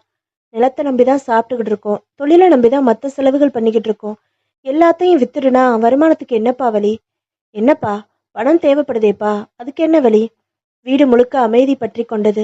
அப்பாவின் முகத்தில் கோபம் குமுறிக் கொண்டிருப்பதை நடுங்கும் முதடுகள் காட்டி கொடுத்தன. கதிரேசன் எச்சில் விழுங்கினான். பானுமதியை பார்த்தான். அவள் கலவரமான முகத்துடன் பார்த்தாள். ஏன்ன, நானே நேரடியா கேக்குறேன். பாட்டன் சொத்துல நமக்கு பங்கு இருக்குதான். அதை இப்பவே பிரிக்கணுமா? உங்களுக்கு தேவைப்படுறதோ 5 லட்சம். நிலத்தை வித்தா உங்க பங்குக்கு வரப்போறது 30,000 தான். அதனால நிலத்தை விற்கவும் வேணாம், இப்ப பிரிக்கவும் வேணாம்னு நான் நினைக்கிறேன். என்னைக்கு இருந்தாலும் உங்க பங்கு அதுல இருக்கு. பின்னாடி ஒரு சந்தர்ப்பத்துல அதை பிரிச்சுக்கலாமே. சரி, அதுவும் நியாயம்தான். எப்படியும் துண்டு விழுற தொகையை நான் வேற சில கடன் வகைகள் மூலமா தான் சரி கட்ட போறேன். அதோட இந்த 30,000த்தையும் அட்ஜஸ்ட் பண்ணிக்கிறேன். நிலத்தை நீ சொன்ன மாதிரியே இப்போ விற்க வேணாம், பின்னாடி பார்த்துக்கலாம். நான் சொன்னதை ஒத்துக்கிட்டதுக்கு சந்தோஷம். இப்போ மில்லே, கடை பத்தி பேசலாம். 10% தர்றதா சொன்னீங்களே, அது கூட எனக்கு வேணாம். தப்பா நினைக்க கூடாது. எப்படி உங்க மாமனார் கிட்ட இருந்து கடன் வாங்குறது உங்களுக்கு கௌரவ குறைச்சலோ, அதே மாதிரி உங்ககிட்ட இருந்து நான் முதலே போடாத ஒரு தொழில இருந்து பங்கு வாங்கிக்க பிரியப்படல. பானுமதிக்கு உடம்பு முழுக்க சிலிர்த்தது. அண்ணனுக்கும் தம்பிக்கும் குணத்தில் எத்தனை வித்தியாசம்! ச்சே, இதுதான் தன்மானம். இல்லப்பா, நீ முதல் போடலைனாலும் நீயும் உழைச்சிருக்க. அதுக்கு சம்பளமா இந்த வீட்டுல சாப்பிட்ருக்க, அது போதும். முழுக்க உங்க முயற்சி. தொடங்கி தொடங்கி நடத்தின அந்த தொழில்ல உள்ள எல்லா தொகையையும் நீங்களே எடுத்துக்கோங்க. ஆனா இப்ப நீங்க இந்த தொழிலை விட்டுட்டு போறதால எனக்கும் ஒரு தொழில் வேணுங்கிறதால இந்த தொழிலை நாளையில இருந்து நான் பொறுப்பெடுத்துக்கிறேன். நாளைக்கு நான் பொறுப்பெடுத்துக்கிறப்போ என் கையில முதலீடுன்னு சொல்ல ஒரு பைசா இல்லை. இந்த தொழிலை லாபகரமா நடத்த முடியும்னு நம்பிக்கை மட்டும் இருக்கு. அந்த நம்பிக்கை தான் முதலீடு. இன்னைய தேதி வரைக்கும் நீங்க கணக்கு பார்த்த அந்த 3.5 லட்சம் தொகை இருக்கே, அது நீங்க எனக்கு கடனா கொடுத்ததா இருக்கட்டும். நாளைய தேதியிலிருந்து அந்த தொகைக்கு ஒரு வட்டியும் போட்டுக்கலாம். எனக்கு 3 வருஷம் டைம் கொடுங்க. 3 வருஷத்துல கடன் வட்டி ரெண்டும் சேர்த்து உங்களுக்கு கொடுத்துட்றேன். சம்பாரிச்சு கொடுத்துட்றேன்னு சொல்றேன். நீ கொடுப்ப, உன்னால முடியும். அதுல எந்த சந்தேகமும் இல்ல. ஆனா எனக்கு இப்ப பணம் தேவைப்படுதே கதிரேசா. உங்க மாமனார் தான் தர காத்துக்கிட்டு இருக்காரே. அதான் அவர்கிட்ட வாங்குறத நான் விரும்பலைன்னு சொன்னேனே. உங்க கௌரவத்துக்காக உங்க தம்பியோட எதிர்காலம் பாழாகணுமா? இந்த கடையை எவனோ ஒருத்தனுக்கு வித்துருவீங்க. தொழிலும் இல்லாம வேற தொழில் ஆரம்பிக்க முதலும் இல்லாம நான் எப்படி நான் என் வாழ்க்கையை நடத்துறது? உன்னோட எதிர்காலத்தை நான் எங்க பாழாக்குறேன்? எனக்கு இப்போ உடனடியா பணம் தேவைப்படுது. அதை ஏற்பாடு பண்ணிட்டு நீயே நடத்துன்னு சொல்றேன். மாமனாருங்கிறவரு என்னோட மட்டும்தான் இருக்காரா? உனக்கு இல்லையா? கேட்டு பாரு. உங்க மாமனார் மாதிரி என் மாமனார் வசதியானவர் இல்லைன்னு. அப்படி வசதியானவரா இருந்தா நான் நிச்சயமா கேட்பேன். கடன் வாங்குறதுல மூணாவது மனுஷர்கிட்ட வாங்காம சொந்த மாமனார் கிட்ட வாங்குறதுல தப்பு இல்லை. அது உன் கொள்கையா இருக்கலாம். அப்ப என்னதான் சொல்றீங்க? நிலத்தை விற்க வேணாம்ப்பா, பின்னாடி பார்த்துக்கலாம். தொழிலை பொறுத்த வரைக்கும் ஏற்கனவே சில பார்ட்டிகள் கேட்டுக்கிட்டு இருக்காங்க. 3,10,000ன்னு ஒரு பார்ட்டி நெருங்கி வந்திருக்கு. இன்னும் நான் பிடிப்பா பதில் சொல்லல. ஏதோ வழியில உன்னால அந்த தொகையை ஏற்பாடு பண்ணி தர முடியும்னா நீ தாராளமா தொழில் எடுத்து நடத்து. நம்ம தொழில் நமக்குள்ளேயே தொடர்றதுல எனக்கு சந்தோஷம்தான். 3 வருஷம் கழிச்சு வாங்கிக்கிற சூழ்நிலையில நான் இல்லை. ஏன்னா எனக்கு இப்போ உடனடியா பணம் தேவைப்படுது. நல்லா யோசி. 4 நாள்ல பதில் சொல்லுது. நீ பதில் சொன்னதுக்கு அப்புறம் என்னை கேட்டுக்கிட்டு இருக்கவங்களுக்கு நான் பதில் சொல்லணும். இந்த விஷயத்துல இதுக்கு மேல பின்னி பின்னி பேசிக்கிட்டு இருக்கிறது எனக்கு விருப்பம் இல்லை என்று சுந்தரராமன் எழுந்து தனது அறைக்குள் செல்ல சில வினாடிகளில் அவன் மனைவியும் பையன்களை கூட்டிக் கொண்டு அறைக்குள் சென்றாள். அமைதியாக உட்கார்ந்திருந்த தன் அப்பாவிடம் வந்தான் கதிரேசன். ஏன்பா ரொம்ப இடிஞ்சு போயிட்டீங்க? இதெல்லாம் எதிர்பார்த்தது தானே? எல்லாம் இப்பவே பிரிக்கணும்னு அவன் சொல்லுவான்னு நான் எதிர்பார்க்கவே இல்லை. அவன் பார்ட்டி பேசிக்கிட்டு இருக்காங்கிற வரைக்கும் எனக்கு தெரியும்பா. உங்ககிட்ட சொன்னா நீங்க மனசு சங்கடப்படுவீங்கன்னு தான் நான் சொல்லல. இவனுக்கு எப்படி எடுத்து சொல்றதுனே புரியலையேப்பா. என்ன எடுத்து சொல்லணும்ப்பா? தன்னை பத்தியே நினைக்கிறானே ஒழிய உன்னை பத்தி நினைக்க மாட்டேங்கிறானே. நீ சொன்னது படு நியாயமான பேச்சு. ஐயா, நீ ஆரம்பிச்ச தொழில் தான் நான் பாக்குறேன். அசல் வட்டி எல்லாம் சேர்த்து திருப்பி தர்றதுக்கு 3 வருஷம் டைம் கொடுன்னு கேட்டியே, ரொம்ப நியாயம். மாட்டேங்கிறானே, அது பிடிவாதம், வீம்பு, திமிரு. கோவப்படாதீங்கப்பா. அவர் நிலைமை அப்படி. 4 நாள் டைம் கொடுத்துருக்காரு, என்ன செய்ய முடியும்னு யோசிக்கலாம். மாடியில் பிளைவுட் கொண்டு தடுத்து உருவாக்கப்பட்ட தனது அறைக்கு அமைதியாக நடந்த கதிரேசனை பானுமதி பின்தொடர்ந்தாள். அறைக்குள் வந்து அவளும் வந்ததும் கதவை சாத்தின கதிரேசன், சாரி பானுமதி, ரொம்ப டென்ஷனா இருக்கு, ஒரு சிகரெட் பிடிக்கிறேனே என்று சொல்லி தன் மேஜை டிராயரில் இருந்து சிகரெட் எடுத்து பற்ற வைத்துக் கொண்டு கட்டிலில் அமர்ந்தான். பானுமதி அமைதியாய் அவன் அருகில் உட்கார்ந்தாள். என்னை மன்னிச்சிடு பானு என்றாள் திடீரென்று. எதுக்குங்க? தொழில அண்ணனும் தம்பியும் சேர்ந்துதான் கவனிச்சுக்கிட்டு இருக்காங்க. அதனால 2 பேருக்கும் பங்கு இருக்கிற குடும்ப தொழில் தான்னு உங்க வீட்டுல எல்லாரும், ஏன் நீயும் நம்பியிருப்பீங்க. அந்த நம்பிக்கையில தான் உன்னை எனக்கு கல்யாணம் பண்ணியும் கொடுத்துருக்காங்க. ஆனா உண்மை நிலைய பாத்தியா? நிலத்துல என் பங்கா 30,000 இருக்கு, அவ்வளவுதான். அவ்வளவுதான் என் மொத்த சொத்தும். இல்லைங்க, உங்ககிட்ட நிறைய சொத்துக்கள் இருக்கு. தன்மானம், நம்பிக்கை, பண்பாடு, மரியாதை, பாசம், இந்த மாதிரி நிறைய சொத்துக்கள் இருக்கு. இதுதாங்க முதலீடு. உங்களால முன்னேற முடியுங்க. உங்க அண்ணன் 10% தர்றேன்னு சொன்னப்போ நீங்க அதை இன்னும் கொஞ்சம் கூட்டி கொடுங்கன்னு கேட்டிருந்தா என் மனசுல இருந்து எங்கேயோ விழுந்திருப்பீங்க. அதுவும் வேணான்னு சொன்னீங்க பாருங்க. சுத்தமா எனக்கு உடம்பு பூரா சிலிர்த்து போச்சு. இப்படி ஒரு புருஷனா எனக்குன்னு ஆனந்தமா இருந்துச்சு. இப்படி ஒரு சிக்கல் இங்க இருக்கிறப்போ ஏதாச்சும் நான் வேற தொழில் ஆரம்பிக்கிறதா இருந்தா கூட கொஞ்சம் முதலீடு தேவைப்படுமேன்னு பலதும் நினைச்சுதான் உங்க அப்பா தரதா சொன்ன வரதட்சணையை மறுக்காம ஒத்துக்க வேண்டியதா போச்சு. அது தப்பு இல்லைங்க. எங்க அப்பாவுக்கும் ஒரு கௌரவம் இருக்கு, செய்யணும்னு ஒரு கடமை இருக்கு. என்னோட அக்காங்களுக்கு செஞ்ச மாதிரி தான் எனக்கும் செஞ்சாரு. வரதட்சணையை வற்புறுத்தவோ பேரம் பேசாதீங்க. அதுதான் அசிங்கம். உனக்கு என் மேல கோபமே இல்லையா? இல்ல. ஏன்? எனக்கு உங்களை பிடிச்சிருக்கு, அதனால கோபம் வரல. கதிரேசன் புன்னகைத்து கொண்டு அவள் கன்னத்தில் செல்லமாக தட்டினான். என்ன சொல்ல போற உங்க அண்ணனுக்கு? என்ன சொல்ல போறமா? நான் தான் பதில் சொல்லணும். புருஷனோட பிரச்சனையில பொண்டாட்டிக்கு பங்கு இல்லையா? இருக்கு. இப்படி நீ கேட்டதே சந்தோஷமா இருக்கு. எங்க எனக்கு பிளாஸ்டிக் செட் ஒன்றும் கவரிங் செட் ஒன்றும் வாங்கி கொடுத்துருங்க. தாலியை தவிர மற்ற எல்லா நகைகளையும் கொடுத்துட்றேன். 20 பவுன் என்ன விலைக்கு போகும்னு பாருங்க. அதை வச்சு வேற ஏதாச்சும் தொழில் பண்ணுங்க. அப்போ இந்த மரத்தொழில் வேணாமா? இதுலதான் வில்லங்க இருக்கே. எனக்கு இந்த தொழில் நல்லா தெரியும். ஏற்கனவே நல்ல பேரோட நிறைய கஸ்டமர்களோட ஓடிக்கிட்டு இருக்கிற தொழில் இது. இதை யாருக்கோ வித்துட்டு புதுசா ஒரு தொழிலை ஆரம்பிச்சு அந்த தொழிலை ஸ்திரப்படுத்துறது தனமான காரியமான்னு யோசிக்கிறேன். அது சரி, 3 லட்சத்துக்கு எங்க போவீங்க? அதான் எனக்கும் புரியல. ரொம்ப போட்டு மண்டையை சூடேத்திக்காம தூங்கலாம். காலையில ஏதாச்சும் யோசனை பிறக்கும் என்றான் கதிரேசன். சிந்தனையுடன் தலையை அசைத்தாள் பானுமதி. பகுதி 4. கதிரேசன் ரொம்ப தயக்கத்திற்கு பிறகு அந்த பிரம்மாண்டமான தேக்கு கதவருகில் இருந்த அழைப்பு மணியை அடித்தான். சில வினாடிகளுக்கு பிறகு அந்த பெண் கதவை திறந்து பார்த்து முதலில் புரியாமல் பிறகு புரிந்து கொண்டு, வாங்க உள்ள வாங்க, அவர் குளிச்சுக்கிட்டு இருக்காரு என்றாள். அவசரம் இல்ல, மெதுவா வரட்டும், நான் வெயிட் பண்றேன் என்று வரவேற்பறையில் இருந்த சோஃபாவில் அமர்ந்தான். அந்த பங்களாவின் ஒவ்வொரு சதுர அங்கலமும் கலைநயத்துடன் நிறைய பொருள் செலவில் அலங்கரிக்கப்பட்டிருந்தது. ஆங்கில நாளிதழை எடுத்து புரட்டினான் கதிரேசன். 15 நிமிடங்களில், ஹலோ கதிர், எப்படிடா இருக்க என்று உற்சாகமாக வந்து கை குலுக்கி அவன் அருகில் அமர்ந்தான் கிருஷ்ணராஜ். கல்லூரி நண்பன், தஞ்சாவூரில் ஒரு மருந்து கம்பெனி வைத்து நிர்வகிப்பவன். நல்லா இருக்கேன்பா. ஊட்டி போயிட்டு வந்ததா கேள்விப்பட்டேன். ஆமா. நல்லா லூட்டி பண்ணியா? கதிரேசன் வெக்கப்பட வேண்டுமா என்றும் புரியவில்லை. கிருஷ்ணராஜின் மனைவி பீங்கான் கோப்பைகளில் டீ கொண்டு வந்து கொடுத்துவிட்டு விலகியதும், குடித்து முடித்துவிட்டு வைத்ததும், என்ன விஷயம் சொல்லு. காரணமில்லாம ஜஸ்ட் லைக் தட் வரவே இல்லை நீ. உண்மைதான், காரியமா தான் வந்தேன். எங்க அப்பா செஞ்சு வச்ச தொழிலை அப்படியே தொடர்ந்து செய்கிறேனே ஒழிய மேற்கொண்டு எந்த இம்ப்ரூவ்மெண்ட்டும் செய்யலைன்னு நீ அடிக்கடி சொல்லுவ. ஆமா, உன்னோட திறமை மட்டும் எனக்கு இருந்தா இந்நேரம் இந்த ஸ்தாபனத்தை 2 மடங்கா வளர்த்துருப்பேன்னு சொல்லுவ. ஆமா, என் திறமை மேல இப்பவும் உனக்கு நம்பிக்கை இருக்கா கிருஷ்ணா? திடீர்னு அபிப்பிராயம் மாறிடுமா என்ன? எப்பவும் உன்னை பத்தி என் கணிப்பு மாறாது. எதிர்காலத்துல நீ என்னையெல்லாம் தாண்டி எங்கேயோ இருப்ப, இது நிச்சயம். அப்படின்னா எனக்கு ஒரு சந்தர்ப்பம் கொடுப்பா. புரியலையே. திடீர்னு எங்க அண்ணன் பாகம் பிரிக்கணும்னு சொல்றாரு. தொழில் அவர் ஆரம்பிச்சதுன்னு உனக்கும் தெரியும். அவர் மதுரை போறாரு. இதே தொழிலை நான் தொடர்ந்து பண்ணி இன்னும் பெருசா விரிவு பண்ணணும்னு நிறைய திட்டம் வச்சிருக்கேன். நிறைய கனவு வச்சிருக்கேன்.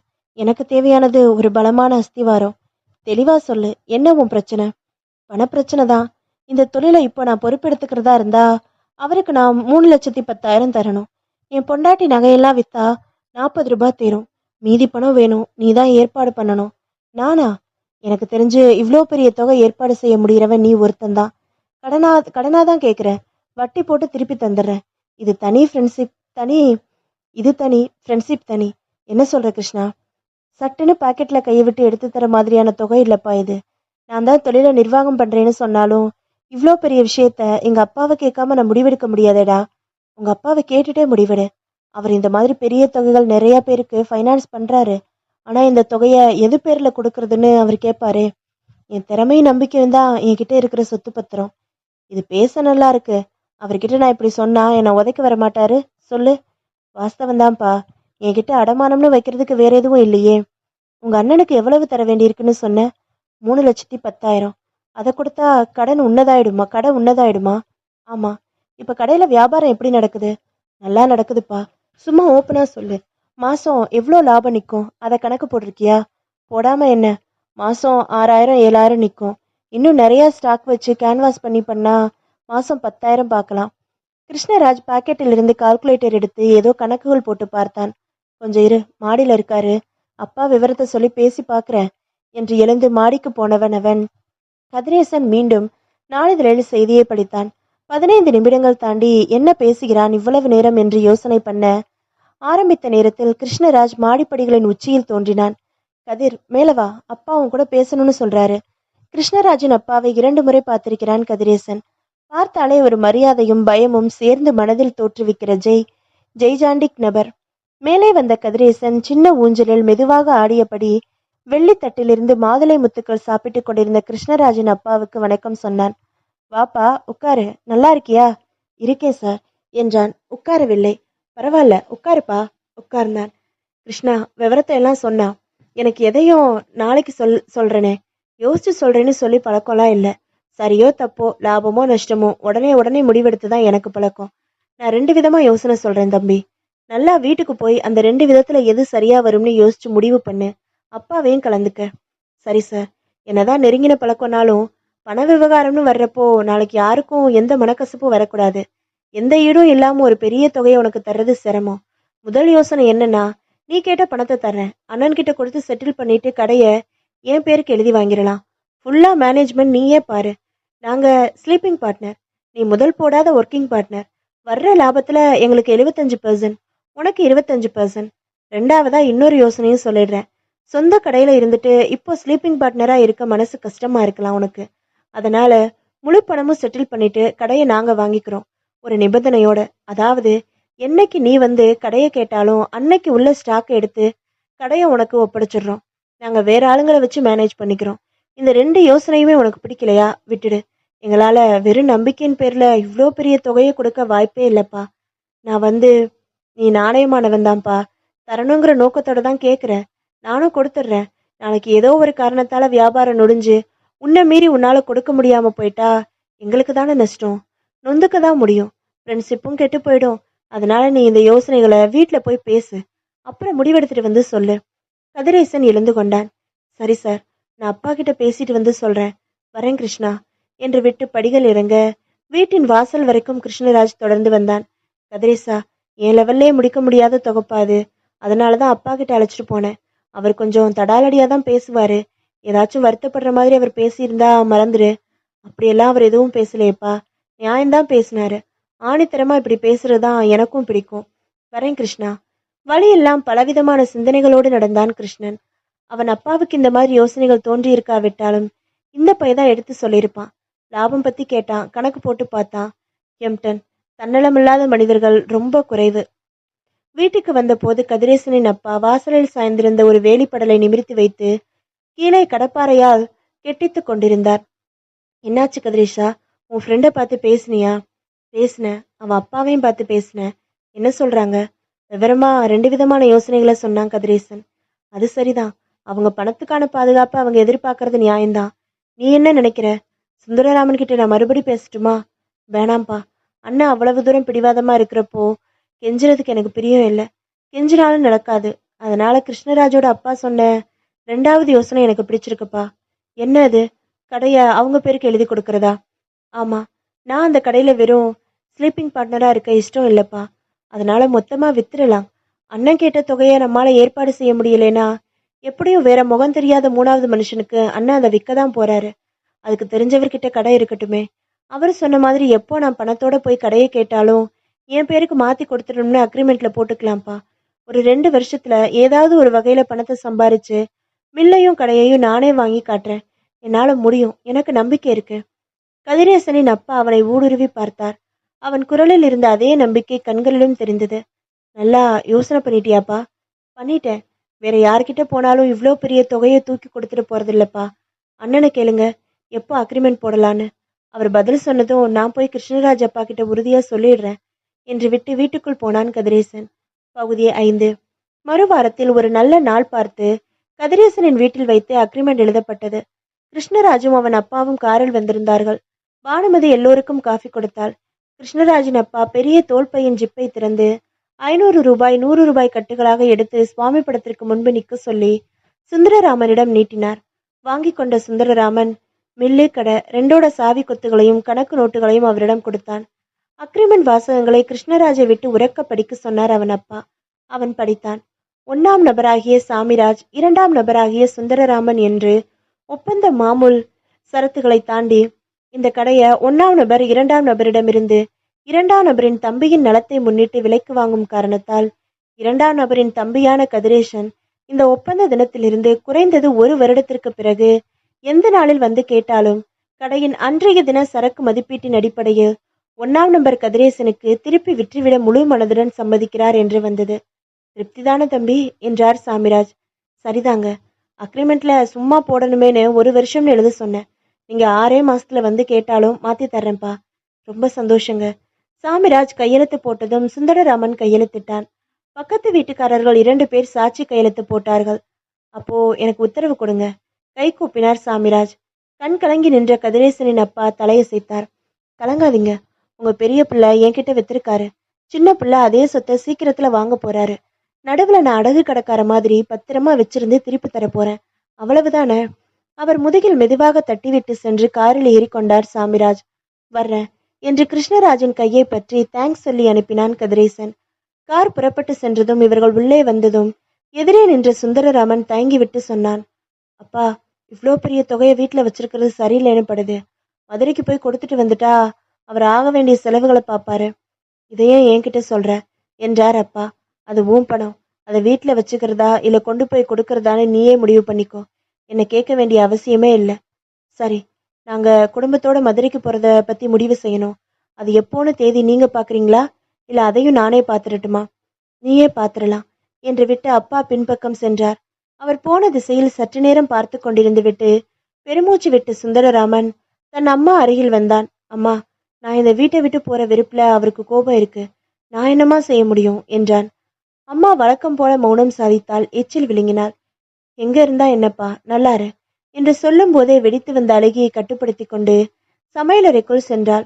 அடுத்த வாரத்தின் ஞாயிற்றுக்கிழமையில் வாசலில் டெம்போ வேன் நிறுத்தி தன் கட்டில், பீரோ, ட்ரெஸ்ஸிங் டேபிள், பெட்டிகள் என்று ஏற்றிவிட்டு சுந்தரராமனும் அவன் மனைவியும் போயிட்டு வர்றோம் என்று எல்லோரிடம் சொல்லிக் கொண்டார்கள். அம்மா தான் வெடித்து அழுதாள். அப்பா ம் என்று சொல்லிவிட்டு வேறு திசையில் பார்த்தார். கதிரேசன் தன் அண்ணனின் 2 பையன்களையும் தூக்கி முத்தமிட்டு 2 பேருக்கும் ஏற்கனவே வாங்கி வைத்திருந்த ஒரே மாதிரியான விளையாட்டு பொம்மைகளை கொடுத்து, மதுரை போனதும் இந்த சித்தப்பாவை மறந்துடக்கூடாது, ஒவ்வொரு லீவுக்கும் தஞ்சாவூருக்கு ஓடி வந்துடணும் என்ன என்றான். குழந்தைகள் தலையாட்டினார்கள். அவர்கள் புறப்பட்டு சென்றதும் வீடே வெறுமையாக இருந்தது. எப்பொழுதும் கலகலவென்று சிரித்து கொண்டு கூச்சல் போட்டுக்கொண்டு ஓடி விளையாடி கொண்டிருந்த குழந்தைகளின் இல்லாமை மிகவும் உறுத்தியது. தனி அறையின் கட்டிலில் அயற்சியுடன் தலைக்கடியில் 2 கைகளையும் வைத்துக்கொண்டு மல்லாந்து படுத்தான் கதிரேசன். அவன் அருகில் வந்தமர்ந்தாள் பானுமதி. அண்ணன் புறப்பட்டு போனதுல ரொம்ப அப்செட் ஆயிட்டீங்களா? ஆமாம் பானு, அம்மா அழுது தீர்த்துட்டாங்க. அப்பா தன்னோட பாசத்தை கோபங்கிற போர்வை போத்தி மறைச்சிட்டாரு. எனக்கு கஷ்டமா இருக்கு, மனசெல்லாம் பாரமா இருக்கு. இப்பதான் அண்ணன் மாறி போயிட்டாரு. முதல்ல ரொம்ப இனிமையா இருந்தாரு, என்னோட லட்சிய மனுஷரா இருந்தாரு. எனக்கு சைக்கிள் ஓட்டுறதுல இருந்து எவ்வளவோ கத்து கொடுத்துருக்காரு. இன்னைக்கு அவர் சிந்தனை ஏன் இப்படி குறுகி போச்சுன்னு புரியல. ரொம்ப கஷ்டமா இருக்கு. நான் என்னங்க செய்ய முடியும்? அத்தையும் மாமாவும் எத்தனையோ தடவை எத்தனையோ விதமா சொல்லி பார்த்தியாச்சு. அவங்க கேட்கலையே. நொந்து போயிட்டாரு பாவம். கொஞ்ச நாளான சரியா போயிடும். நொந்து போற பிஸ்னஸே இல்லை என்கிட்ட.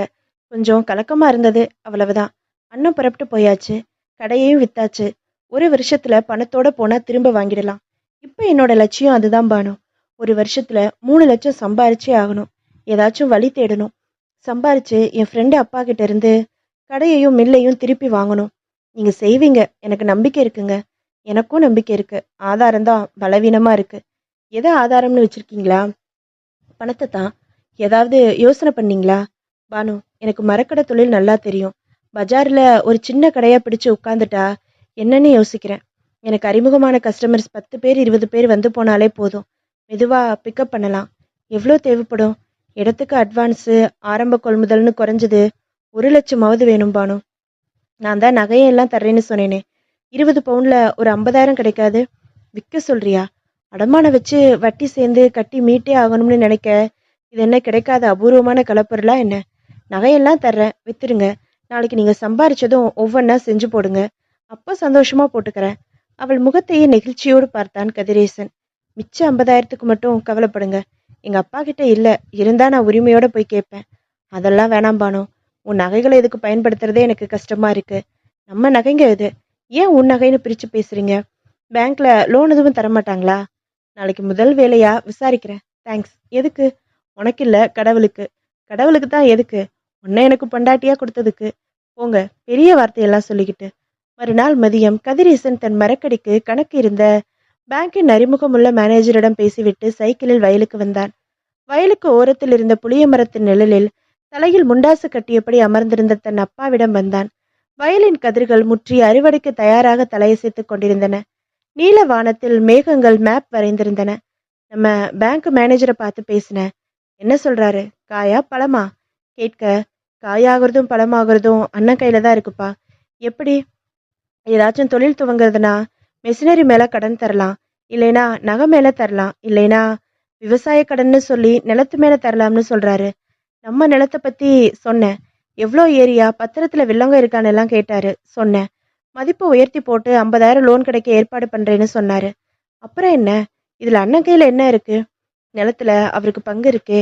முதல்லே வித்து பிரிச்சிருக்கலாம்னு துடிச்சாரு.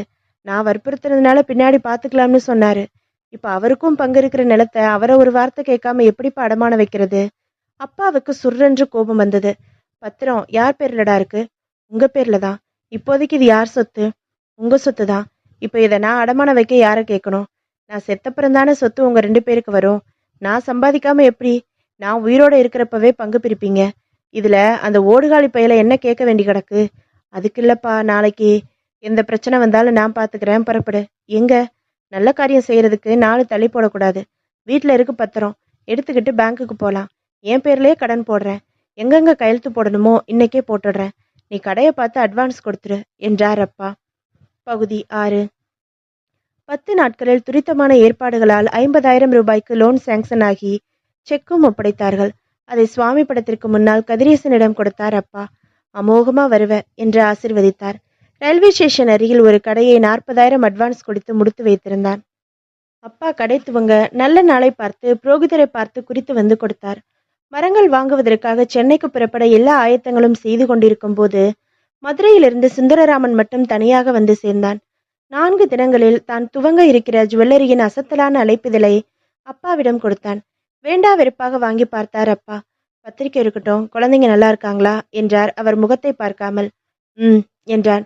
அழைச்சிட்டு வந்திருக்க கூடாதா? புது ஸ்கூலு, இப்பதான் ரெகுலரா போய்கிட்டு இருக்காங்க. இப்ப லீவ் எதுவும் இல்லை, அதான். கடை திறக்க எல்லா ஏற்பாடும் பண்ணியாச்சா? ஃபைனல் ஒர்க் நடந்துகிட்டு இருக்கு. போட்ட திட்டத்தை விட எல்லாமே அதிகமா போயிடுச்சு. டெக்கரேஷன் வேலைகள்ல கண்ணா பின்னான்னு செலவாகுது. முழி பிதுங்குது. இன்னும் 25-30,000 இருந்தா நிம்மதியா மூச்சு விடலாம் என்றான் சுந்தரராமன். அப்படியா? நான் வர்ற வழியில நம்ம பேங்க் மேனேஜரை பார்த்தேன். அப்பா நிமிர்ந்து அவனை பார்த்தார். திரும்பி கதிரேசனை பார்த்தார். நான் சொல்றேன்ன என்றார் கதிரேசன். ரயில்வே ஸ்டேஷன் ரோட்ல ஒரு கடை பார்த்துருக்கேன். சின்னதா மரக்கடை ஆரம்பிக்கலாம்னு திட்டம். 1,00,000 தேவைப்படுது. 50,000க்கு என் ஒய்ஃபோட நகையை வச்சு ஏற்பாடு பண்ணிட்டேன். மிச்சம் 50,000க்கு என்ன செய்யலாம்னு பேங்க் மேனேஜரை விசாரிச்சப்போ நிலத்து மேல அந்த தொகையை கடனா தர்றேன்னு சொன்னாரு. அதனால நிலத்தை வச்சுதான் வாங்கியிருக்கு, அப்பா பேர்ல. சுந்தரராமின் முகம் கோபத்தில் சிவந்து போனது. ஓஹோ, லோன் வாங்கியாச்சா? வாங்கியாச்சு. அந்த நிலத்து மேல லோன் வாங்க உனக்கு என்ன உரிமை இருக்கு? அப்பா இடைமறித்தார். சுந்தரராமா, என்கிட்ட பேசு.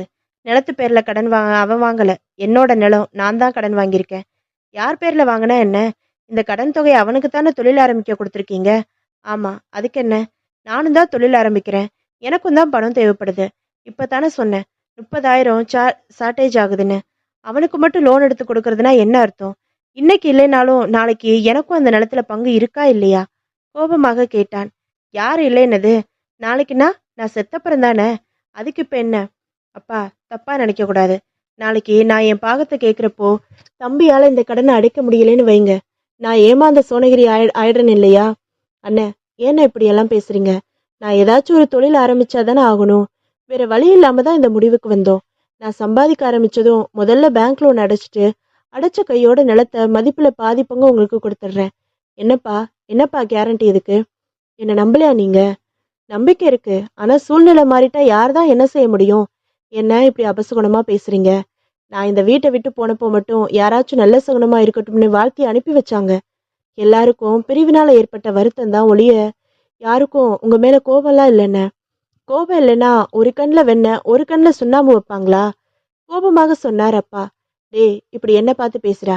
இப்ப எனக்கு உனக்கு சுண்ணாம்பு வச்சுட்டாங்களா உனக்கு? எனக்கும் பணம் ஷார்ட்டேஜ், அவனுக்கும் பணம் ஷார்ட்டேஜ். உங்க பேர்ல லோன் எடுத்து அவனுக்கு மட்டும் கொடுக்கறதுல என்ன நியாயம்? அப்பா அவனை உற்று பார்த்தார். உதடுகள் துடித்தன. அவ்வளவுதானே? நிலத்தோட மதிப்பு எவ்வளவு சொன்ன? 60,000. நான் செத்ததுக்கு அப்புறம் உனக்கு சேர வேண்டிய பங்கு எவ்வளவு? அதுல பாதி. கதிரேசா, போடா, பேங்க்குக்கு போய் லோன் பணத்துல செக்கு போட்டு 30,000 பணம் எடுத்துட்டு வா. அப்புறம் வர்றப்ப 10 ரூபாய் பத்திரம் ஒன்று வாங்கிட்டு வா. விடுதலை பத்திரம் எழுதி கொடுத்துட்டு பணத்தை வாங்கிட்டு உங்க அண்ணனை போக சொல்லு. அப்பா என்றான் கதிரேசன். இப்ப நான் சொன்னபடி செய்ய போறியா இல்லையா? கதிரேசன் அமைதியாக செருப்பணிந்து சைக்கிளை மிதித்தான். 1/2 மணி நேரத்தில் அவர் கேட்ட பத்திரத்துடனும் பணத்துடனும் வந்தான். கொடுத்துடு. அந்த பத்திரத்துல நிலத்துல இனிமே எனக்கு எந்த பங்கும் பாத்தியையும் இல்லைன்னு எழுதி அவனை கையெழுத்து போட சொல்லு. இனிமே எக்காரணம் கொண்டு இந்த வீட்டுப்படி அவன் மிதிக்க வேண்டிய அவசியம் இல்லைன்னு சொல்லிடு. கோபமாக சொல்லிவிட்டு வீட்டின் பின்பக்கம் சென்றார் அப்பா. கண்களில் இருந்து கண்ணீர் பெருக நின்றாள் அம்மா. கலங்கி போய் நின்றிருந்த சுந்தரராமன் கொண்டா என்றான் தீர்மானமாக. பத்திரத்தில் வாசகம் எழுதி கையெழுத்திட்டு அப்பா கிட்ட கொடுத்துரு என்றான். 30,000 பையில் வைத்து கொண்டான். அம்மாவிடம் வந்தான். அம்மா, நான் இந்த வீட்டுக்காக எவ்வளவோ உழைச்சிருக்கேன், எவ்வளவோ கொடுத்துருக்கேன். தனியா போன ஒரே காரணத்துக்காக நான் எதிரிங்கிற மாதிரி நினைக்கிறாரு அப்பா. எனக்கும் ரோசம் இருக்கு, வீம்பு இருக்கு. வாடான்னு ஒரு வார்த்தை நீயோ அப்பாவோ எழுதுற வரைக்கும் நான் இந்த வீட்டுக்கு வரமாட்டேன் என்றவன் கதிரேசனிடம் ஒரு வார்த்தை கூட பேசாமல் வெளியேறி சென்றான். அவன் போய் கொஞ்ச நேரம் கழித்து வீட்டுக்குள் வந்த அப்பா அம்மாவிடம் போனார். நான் கதிரேசனுக்கு லோன் மூலமா 50,000 தர்றதா வாக்கு கொடுத்தேன். அதுல 30,000 எடுத்து கொடுக்க சொல்லிட்டேன். அந்த 30,000 கொடுத்தே ஆகணும். உன் வளையல் ரெட்டை வளை செயின் எல்லாம் கழட்டி கொடு. அப்பா, பதறினான் கதிரேசன். வேணாம்ப்பா, வேற ஏதாச்சும் ஏற்பாடு பண்ணிக்கலாம். தன் புருஷன் முன்னுக்கு வரணும்னு போன மாசம் கல்யாணமான உன் புது பொண்டாட்டியே பொட்டு தங்க உடம்புல இல்லாம எல்லாத்தையும் கழட்டி கொடுத்துருக்கா. தன்னோட புள்ள முன்னுக்கு வரணும்னு அதே துடிப்பு பெத்தவங்களுக்கு இருக்காதா? அம்மா கலற்றி தந்த செயினையும் வளையல்களையும் அப்பா அவனிடம் கொடுத்தார். இதை வித்துடு, அந்த பணம் தேறிடும். தொழில் ஆரம்பி, பின்னாடி சம்பாரிச்சு அம்மாவுக்கு செஞ்சு போடு. இல்லப்பா, இது நான் விற்கல, அடகு வைக்கிறேன். சம்பாரிச்சு முதல் காரியமா இதை மீட்டு அம்மாவுக்கு தர்றேன் என்றான் உணர்ச்சி பூர்வமாக கதிரேசன். பகுதி 7. ஒரு சுபயோக சுபதினத்தில் ஸ்ரீ விநாயகர் டிப்பர்ஸ் என்று பலகை மாட்டி மரக்கடையை திறந்த கதிரேசன் கணக்கு நோட்டில் முதல் வரவை தன் அப்பாவை எழுத சொன்னான். ஆடம்பரமோ அலங்காரமோ இல்லாத சின்ன கடை. ஒரு மேஜை, ஒரு நாற்காலி, வருபவர்கள் உட்கார ஒரு நீல பெஞ்ச், தவிர கட் செய்யப்பட்ட பல வகையான மர சைஸுகள் வகைக்கு கொஞ்சம். சுவாமி படம், அவ்வளவே கடை. சாம்பிராணி போட்டு தேங்காய் உடைத்து சூடம் காட்டி துவங்கப்பட்ட கடை. கடையில் உதவிக்கு 10வது படித்த மாதவன் என்று ஒரே ஒரு பையன். சுறுசுறுப்பாக வியாபாரத்தை ஆரம்பித்தான் கதிரேசன் காலையில் 6 மணிக்கெல்லாம் குளித்து தயாராகி தன் சைக்கிளை எடுத்துக்கொள்வான். தஞ்சாவூரில் ஒரு சந்து பாக்கி இல்லாமல் சுற்றி வந்து எங்கெல்லாம் கட்டிட வேலைகள் நடந்து வருகிறது என்று பார்ப்பான். அவற்றில் சொந்தக்காரர்களின் விலாசங்களை பெற்றுக்கொள்வான். அவர்களின் வீட்டிற்கு சென்று சந்திப்பான். தன் கடையின் விலாச அட்டை கொடுத்து தன்னை உண்மையாக அறிமுகப்படுத்திக் கொள்வான். சார், என் பேரு கதிரேசன். மெடிக்கல் காலேஜ் ரோட்ல சரஸ்வதி சாமில்லும் சரஸ்வதி மரக்கடையும் எங்க கடையா இருந்தது. குடும்ப சூழ்நிலை காரணமா அதை சேல்ஸ் பண்ணிட்டோம். புதுசா சின்னதா கடை போட்டிருக்கேன். என்கிட்ட வாக்கு சுத்தமா இருக்கும். பொய் பித்தலாட்டம் இருக்காது. விலை நியாயமா போட்டு தர்றேன். நான் அனுப்புற மரம் சரியில்லைன்னு நினைச்சா தாராளமா திருப்பி கொடுக்கலாம். சரக்கு எங்க இறக்க சொல்றீங்களோ அங்க என்னோட சொந்த செலவுல இறக்குறேன். பாதி பணம் அட்வான்ஸ் கொடுத்தா போதும். மரம் இறங்குனதும் உங்களுக்கு திருப்தியானதும் மீதி பணம் கொடுக்கலாம். நான் முன்னேறணும்னு ஆசைப்படுறேன். உங்க ஆதரவு வேணும். உங்களோட முழு கட்டுட தேவைகளுக்கும் என்கிட்ட வாங்கலைனாலும் ஒரு கதவு ஒரு ஜன்னலுக்குண்டான மரம் மட்டும் வாங்கி பாருங்க. ஒரே ஒரு தடவை என்கிட்ட டீலிங் வச்சுக்கோங்க. அப்புறம் 10 பேருக்கு என் கடையை நீங்க சிபாரிசு பண்ணுவீங்க. குரலில் பணிவும் பவ்யமும் காட்டி அவன் பேசுவது பலரை கவர்ந்தது. கட்டிட என்ஜினியர்ஸ் நகரில் உள்ள முக்கியமான தச்சு பட்டறைகள் என்று எங்கும் சுற்றி ஆர்டர்கள் கேன்வாஸ் செய்தான். அவரிடம் அவரவருக்கு தகுந்தபடி பேசினான். ஒரே மாதத்தில் பழைய அறிமுகமான கஸ்டமர்கள் தவிர புதிதாக நிறைய கஸ்டமர்கள் கிடைத்தார்கள். சின்ன பெரிய ஆர்டர்கள் கிடைக்க துவங்கியது. எஸ்டிடி பூத்தில் இருந்து 2 தினங்களுக்கு ஒரு முறை சென்னை மொத்த விற்பனையாளர்களுக்கு போன் செய்து ஆர்டர் செய்ய துவங்கினான். கேரளா, ஆந்திராவிலிருந்து உருட்டு மரங்களை வாங்கி கூலிக்கு சாமில்களில் கொடுத்து சைஸ்கள் அறுத்து சப்ளை செய்ய துவங்கினான். வியாபாரம் சூடு பிடிக்க துவங்கியது. கடையில் ஒரே ஒரு பையனை வச்சுக்கிட்டு சமாளிக்க முடியல பானு. பில்லு போடணும், லாரியில சரக்கு வந்தா சரி பார்த்து இறக்கணும், டெலிவரி கொடுக்கணும், வசூல் பண்ணிட்டு வரணும். அதனால இன்னும் 2 பேரை வேலைக்கு சேர்க்கலாம்னு இருக்கேன். போன்ல ஆர்டர் சொல்லாம கேரளாவுக்கு நேர்ல போய் மரங்கள் வாங்கினா இன்னும் லாபம் அதிகம் கிடைக்கும். கடையில யாரையும் விட்டுட்டு போக முடியல. அதனால அதெல்லாம் செய்ய முடியல என்று தன் மனைவியிடம் அவன் சொன்ன போது அவள் சொன்னாள், எங்க நானும் +2 படிச்சிருக்கேன். வீட்டுல பெருசா வேலை எதுவும் இல்லை. நான் கடைக்கு வர்றேனே, கணக்கு எழுதுறது, பில் போடுறது, பணம் எண்ணி வாங்குறது, இதெல்லாம் நான் செய்ய முடியாதா? ஒரு ஆள் சம்பளம் மிச்சம் தானே. நீங்களும் என்னை கடையில வச்சுட்டு வெளியூர் எல்லாம் போயிட்டு வர முடியுமே. நியாயம்தான். ஆனா உன்னை எப்படி கடையில? ஏன், என்ன தப்பு? பொம்பளைங்க ஆபீஸ் போகலையா? பெரிய பெரிய கம்பெனிகள்ல டைரக்டர்ஸா இல்லையா? தொழில்ல இறங்கக்கூடாதா? ஆபீஸ்ல உட்காரலாம், கடையில உட்காரக்கூடாதா? எனக்கும் ஆர்வமா இருக்குங்க. உங்க முயற்சிகள்ல பங்கெடுத்துக்கிட்ட திருப்தியும் கிடைக்கும். சரி, ஆனா அப்பா என்ன சொல்லுவாருன்னு? மாமா ஒன்னும் சொல்ல மாட்டாரு. பானுமதியின் முடிவை அப்பாவிடம் சொன்ன போது அவர் ரொம்ப நேரம் யோசித்து விட்டு தப்பில்லைன்னு தான் படுது என்றார். மறுநாள் முதல் பானுமதியும் கடைக்கு வர துவங்கினாள். அவளால் ஒரே வாரத்தில் கடையில் நடக்கும் விஷயங்கள் யாவும் அத்துப்படியாகின. மர சைசுகளை எப்படி கன அடி கணக்கிடுவது, எப்படி வரி கணக்கிடுவது, மரத்தின் மேல்பட்டையின் கோடுகள் நிறைத்து வைத்தே அது என்ன மரம் என்று புரிந்து கொள்ள சொல்லிக் கொடுத்தான். வியாபாரத்தின் உள் நுணுக்கங்களை கற்றுத்தந்தான் கதிரேசன். அவளும் உற்சாகமாக கற்றுக்கொண்டாள். அவள் தினமும் கடைக்கு வந்து பொறுப்பாக கல்லாவில் உட்கார்ந்து சொல்கிற வேலைகளை சரியாக செய்ததில் முன்னை விடவும் அதிக தீவிரமாக செயல்பட கதிரேசனால் முடிந்தது. வெளியூர் சென்று வர துவங்கினான். 4 மாதங்கள். ஒரு வெள்ளிக்கிழமை அம்மா அப்பா இருவரையும் சேர்ந்து நிற்க சொல்லி முதலில் காலில் விழுந்து ஆசிர்வாதம் வாங்கி கொண்டான் கதிரேசன். எதுக்குப்பா இப்ப திடீர்னு ஆசிர்வாதம்? பதில் சொல்லாமல் கதிரேசன் பேண்ட் பாக்கெட்டிலிருந்து அம்மாவின் இரட்டை வட சங்கிலியையும் வளையல்களையும் எடுத்து கொடுத்தான். என்னோட முதல் லட்சியம் இதுவாதான் இருந்துச்சு. இதை இன்னைக்கு நிறைவேற்றிட்டேன்பா. பெற்றவர்களுக்கு கண்கள் ததமின. உன்னோட பொறுமையும் உழைப்பும் என்னைக்கும் உன்னவும் ஒசர வச்சுக்கிட்டே இருக்கும்பா கதிரேசா. இன்னொரு அதிர்ஷ்டமும் செஞ்சிருக்க நீ. என்னப்பா, ஒரு குணவதிய பொண்டாட்டி அடைஞ்சிருக்கியே, அதை சொல்றேன். உன்னோட அடுத்த லட்சியம் என்னப்பா? மில்லையும் கடையையும் விலைக்கு வாங்குறது தான். தப்பு, அதை தள்ளி வச்சுக்கலாம். என்னைக்கு இருந்தாலும் அதை வாங்கலாம். அடுத்து நீ செய்ய வேண்டியது உன் பொண்டாட்டிக்கிட்ட இருந்து என்னென்ன நகைகளை வாங்கி வித்தியோ அதையெல்லாம் செஞ்சு போடணும். இல்லப்பா, அதை மெதுவா இல்ல, நான் சொல்ற வார்த்தையை எடுத்துக்கோ. அதை வாங்கி கொடு, இதை வாங்கி கொடுன்னு எங்க அழைச்சிட்டு போன்னு எத்தனை பொண்ணுங்க நச்சரிக்கும். பானுமதி இதுவரைக்கும் ஒரு தடவையாவது முகம் சுழிச்சிருக்காளா?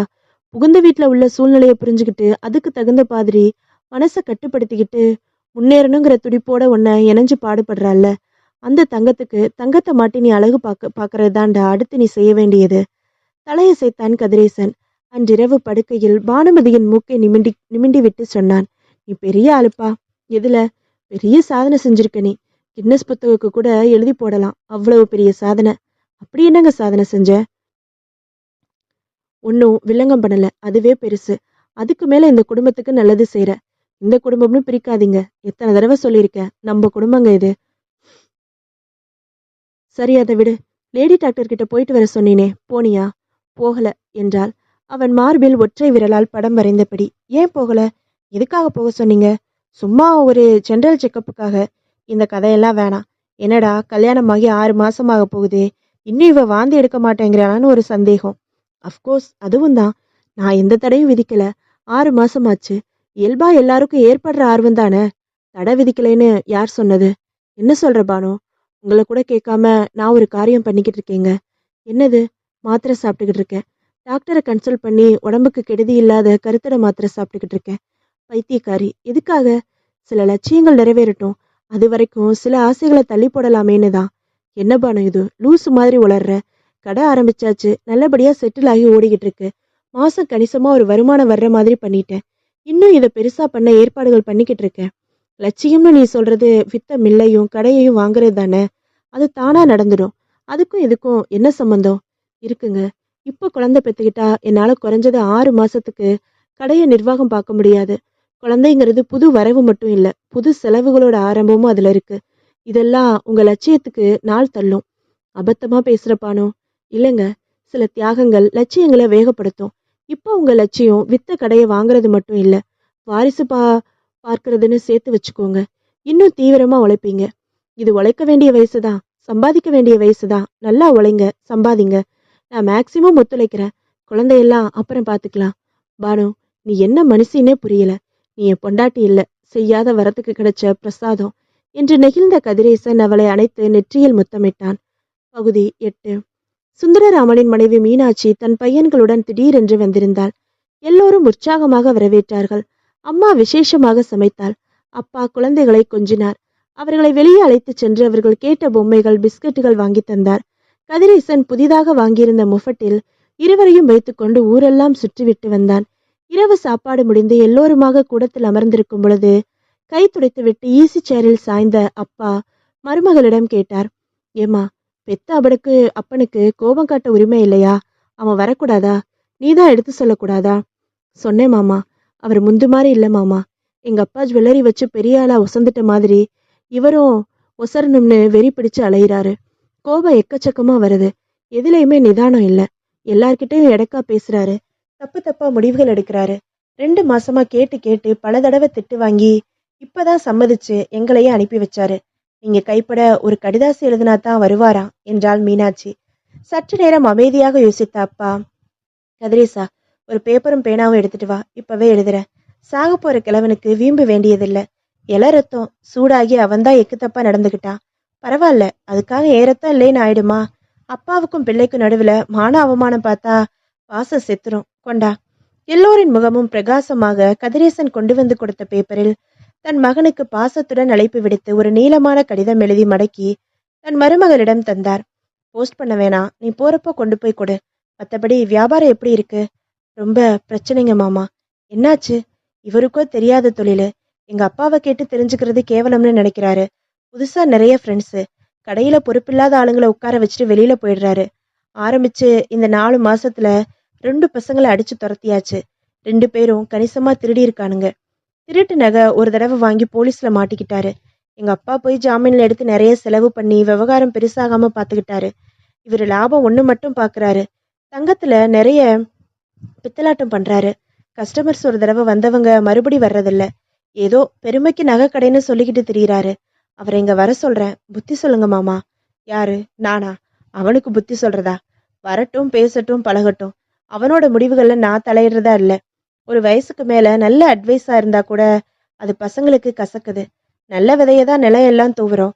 சிலது முளைக்குது, சிலது கருகிடுது. விதை மேல குத்தம் இல்லம்மா, மண்ணு மேலதான் குத்தம் என்றார் அப்பா. மீனாட்சி இன்னும் சில சம்பவங்களை சொல்ல எல்லோருக்கும் கேட்க வருத்தமாக இருந்தது. மறுநாள் அவள் புறப்பட்டு ஊருக்கு சென்ற போது அம்மா நிறைய பலகாரங்கள் செய்து கொடுத்து அனுப்பினாள். கதிரேசனும் பானுமதியும் ரயில்வே ஸ்டேஷனுக்கு வந்து வழியனுப்பி வைத்தார்கள். அடுத்த 6 மாதங்களில் கதிரேசன் மேலும் வளர்ந்தான். கடை இருக்கும் தெருவிலேயே ஒரு குடோன் வாடகைக்கு பிடித்தான். மரத்தை சப்ளை செய்ய பேங்க் லோன் போட்டு சின்ன வேன் ஒன்று வாங்கினான். மனைவிக்கு பாதி நகைகள் செய்து போட்டான். மொஃபட் விற்று ஸ்கூட்டர் வாங்கினான். போனுக்கு அப்ளை செய்தான். 1 வருடம் முடிவதற்குள் காத்திருந்து முடித்த மறுநாள் தன் மனைவியும் அழைப்பு கொடுத்து கிருஷ்ணராஜன் வீட்டிற்கு சென்றான். வாப்பா, வாமா, உட்காருங்க, அன்போடு அழைத்தார் சாமிராஜ். பிரம்மாண்ட வரவேற்பறையில் அமர்ந்தார்கள். கிருஷ்ணராஜ் இல்ல? அவன் ஊர்ல இல்லப்பா. அவனை தான் பார்க்க வந்தியா? இல்ல சார், உங்களை தான் பார்க்க வந்தேன். முதல்ல காஃபியா கோல்றீங்க, அதை சொல்லு. காஃபி குடித்து முடித்த பிறகு என்ன விஷயம் சொல்லு. இன்னையோட 1 வருஷம் முடியுது சார். எதுக்கு? கடையை உங்களுக்கு வித்து. ஓ, அதை சொல்றியா? 1 வருஷம் இவ்வளவு சீக்கிரமா ஓடி போயிடுச்சு பாத்தியா? ரைட்டு, எப்ப என்கிட்ட இருந்து வாங்கிக்கிற சொல்லு. நீங்க தான் சார் சொல்லணும். Very good. சம்பாரிச்சிட்டியா? ஏதோ ஆண்டவன் புண்ணியத்துல சார். எவ்வளவோ விஷயங்களை கட்டுப்படுத்தி பிரயாசப்பட்டு 3 லட்சம் தனியா சேர்த்துட்டேன். கேட்க ரொம்ப சந்தோஷமா இருக்குப்பா. நானும் கேள்விப்பட்டேன், புருஷன் பொண்டாட்டி 2 பேருமா தீவிரமா உழைக்கிறீங்கன்னு. வேற தொழில் ஆரம்பிப்பேன்னு நினைச்சேன். கடைசியில இதே தொழில் ஆரம்பிச்சு முன்னுக்கு வந்துட்டேன். தெரியாத புது தொழிலை கத்துக்கிட்டு செய்யறதை விட தெரிஞ்ச தொழிலையே முயற்சி பண்ணலாம்னு இப்படி இறங்கினேன். தப்பில்ல, படு நியாயமான பேச்சு. ஆனா எனக்கு தான் நஷ்டம். நஷ்டமா? பின்ன இல்லையா? மரக்கடையை எனக்கு வித்த, அதே மரக்கடையை நீயும் வச்சு இந்த மரக்கடையில உனக்கு யார் யாரு கஸ்டமர்களோ அவ்வளவு பேரையும் கொஞ்சம் கொஞ்சமா உன் புதுக்கடைக்கு இழுத்துட்ட. அப்புறம் எங்க கடைக்கு வியாபாரம் எப்படி வளரும்? சார், கடல்ல எத்தனை பேர் மீன் பிடிச்சாலும் மீன் குறைஞ்சிடாது. அது மாதிரி தானே சார் இதுவும். நம்ம 2 கடைகள் மட்டும்தானா இருக்கு இந்த ஊர்ல. என்னை விட பெரிய டிம்பர் மெர்ச்சன்ட்ஸ் எல்லாம் இதே ஊர்ல இருக்காங்களே சார். புதுசு புதுசா கட்டிடங்கள் கட்டிக்கிட்டு தானே இருக்காங்க. மரத்துக்கான தேவைகள் நாளுக்கு நாள் வளர்ந்துகிட்டு தானே வருது. அதுலயும் நீங்க மில்லோட சேர்ந்த கடை நடத்துறப்போ இன்னும் விலை குறைச்சலா தர முடியுமே. முடியும் தான். நேரடி நிர்வாகம் இல்ல, ஆள் வச்சு தானே நான் பாத்துக்கிட்டு இருக்கேன். பொறுப்பான துடிப்பான ஆளுங்க உன்ன மாதிரி என்கிட்ட இல்லையே. சரி, எதுக்கு இப்ப அதெல்லாம்? கிருஷ்ணராஜ் ஊர்ல இருந்து திரும்ப 15 நாள் ஆகும். அவன் வந்துடட்டும். அவன் வந்ததும் ஒரு நாள் குறிச்சு கடையில இருக்கிற மில்லுல இருக்கிற சாமான்களோட மதிப்பு போட்டுடலாம். செட்டில் பண்ணிக்கலாம். சரிதானே? சரிதான் சார். மேலும் கொஞ்ச நேரம் பேசிக் கொண்டிருந்து விட்டு அவர்கள் வீடு திரும்பியதும் ஆர்வமாக காத்து கொண்டிருந்த அப்பா கேட்டார். என்னாச்சு? என்ன சொன்னாரு? நீயே சொல்லு பானு என்றான் கதிரேசன். பேசியவற்றை பானுமதி சொன்னாள். பேச்சுல ஏதோ நெரடுற மாதிரி தெரியுதேப்பா என்றார் அப்பா. 2 பொய் சொன்னாரு என்றான் கதிரேசன். தொழில்ல என்னால நஷ்டம்னு சொன்னது பெரிய பொய். வேணும்னே என் விலையை விட குறைச்சு நல்லாதான் வியாபாரம் பண்ணிக்கிட்டு இருக்காங்க. கவர்மெண்ட் ஆர்டர் எல்லாம் சிபாரிசு பிடிச்சு பண்ணியிருக்காங்க. எனக்கு நல்லா தெரியும். இந்த 1 வருஷத்துல நான் 3 லட்சம் சம்பாரிச்சிருக்கேன்னா அவங்க 5 ரூபாய்க்கு மேல நிச்சயமா சம்பாரிச்சிருக்காங்க. இன்னொரு பொய் என்ன? கிருஷ்ணராஜ் ஊர்ல தான் இருக்கான். மாடியில ஜன்னல்ல ஒரு தடவை எட்டி பார்த்துட்டு சட்டுன்னு உள்ள போயிட்டான். நான் அவனை கவனிச்சிட்டேன். அவன் என்ன பார்க்கல. இவர் கூசாம வெளியூர் போயிருக்கிறதா சொன்னாரு. 15 நாளாகும்னு சொன்னாரு. அப்போ பேசிக்கிட்டபடி திருப்பி நமக்கு விக்கிற மூடல அவர் இல்ல. வருஷத்துக்கு 5 ரூபாய்க்கு மேல கிடைக்குதுன்னு சொல்றியே, அந்த தொழில் விக்கிறதுக்கு எப்படி மனசு வரும் உங்களுக்கு என்றார் அப்பா. அது சரி, பேசிக்கிட்ட பேச்சு தானப்பா. அக்ரிமெண்ட் வேற போட்டோமே. அன்னைக்கு சூழ்நிலை சரியா இல்ல. நம்ம கிட்ட பணம் இல்ல, அதனாலதான் இந்த கண்டிஷனோட வித்தோம். சம்பாதிச்சு கையெழுத்து போட்டு தானே வாங்கினாங்க. இன்னைக்கு இன்னைக்கு புரண்டா எப்படி என்றான் சூடாக. உலகத்துல நாணயமே காணாம போச்சு. இதை விடுறதா இல்லப்பானா. என்ன விவகாரம் வந்தாலும் சரி, நம்ம கடையையும் மில்லையும் விலைக்கு வாங்கியே ஆகணும். இது என்னோட வாழ்க்கை லட்சியம்ப்பா. சரி, பெரிய இடம், பெரிய இடங்கள்ல பழக்கம் உள்ளவங்க. அதுக்காக நியாயமா தானே நம்ம கேட்குறோம். அக்ரிமெண்ட் படி தானே நடந்துக்க சொல்றோம். நான் போய் ஒரு வக்கீலை பார்த்து கன்சல்ட் பண்ணிட்டு வர்றேன். இரு, அவசரப்படாத கதிரேசா. அவர் மனசுல என்ன இருக்குன்னு புரிஞ்சுக்காம காரியத்தை கெடுத்துடக்கூடாது. 15 நாள்னு சொன்னார் இல்லையா? 15 நாள் கழிச்சு போய் பார்க்கலாம். நானும் வர்றேன், பேசுவோம். 15 நாள்ல ஒன்றும் ஆயிடாது. நீ உன் வேலையை பாரு. அடுத்த முடிவை அவரை பார்த்துட்டு எடுக்கலாம் என்று நிதானமாக சொன்னார் அப்பா. பகுதி 9. 2 வாரங்கள் கழித்து கதிரேசனும் அவன் அப்பாவும் சென்றபோது சாமிராஜ் பவ்யமாக கும்பிட்டார். வரணும், சொல்லி அனுப்பியிருந்தா நானே வந்திருப்பேனே என்று போலியான பவ்யம் காட்டினார். யாருக்கு காரியம் ஆகணுமோ அவங்க தேடி வர்றதுதான் முறை. விலைக்கு வாங்குறப்போ நீங்க வந்தீங்க எங்க வீட்டுக்கு, இப்போ நாங்க உங்க வீட்டுக்கு வந்திருக்கோம் என்றார் அப்பா. நான் வாங்குறப்போ உங்க வீட்டுக்கு வந்தது ஏன் காரியமா இல்லை சார். உங்க பையன் வந்து கேட்டுக்கிட்டாரு.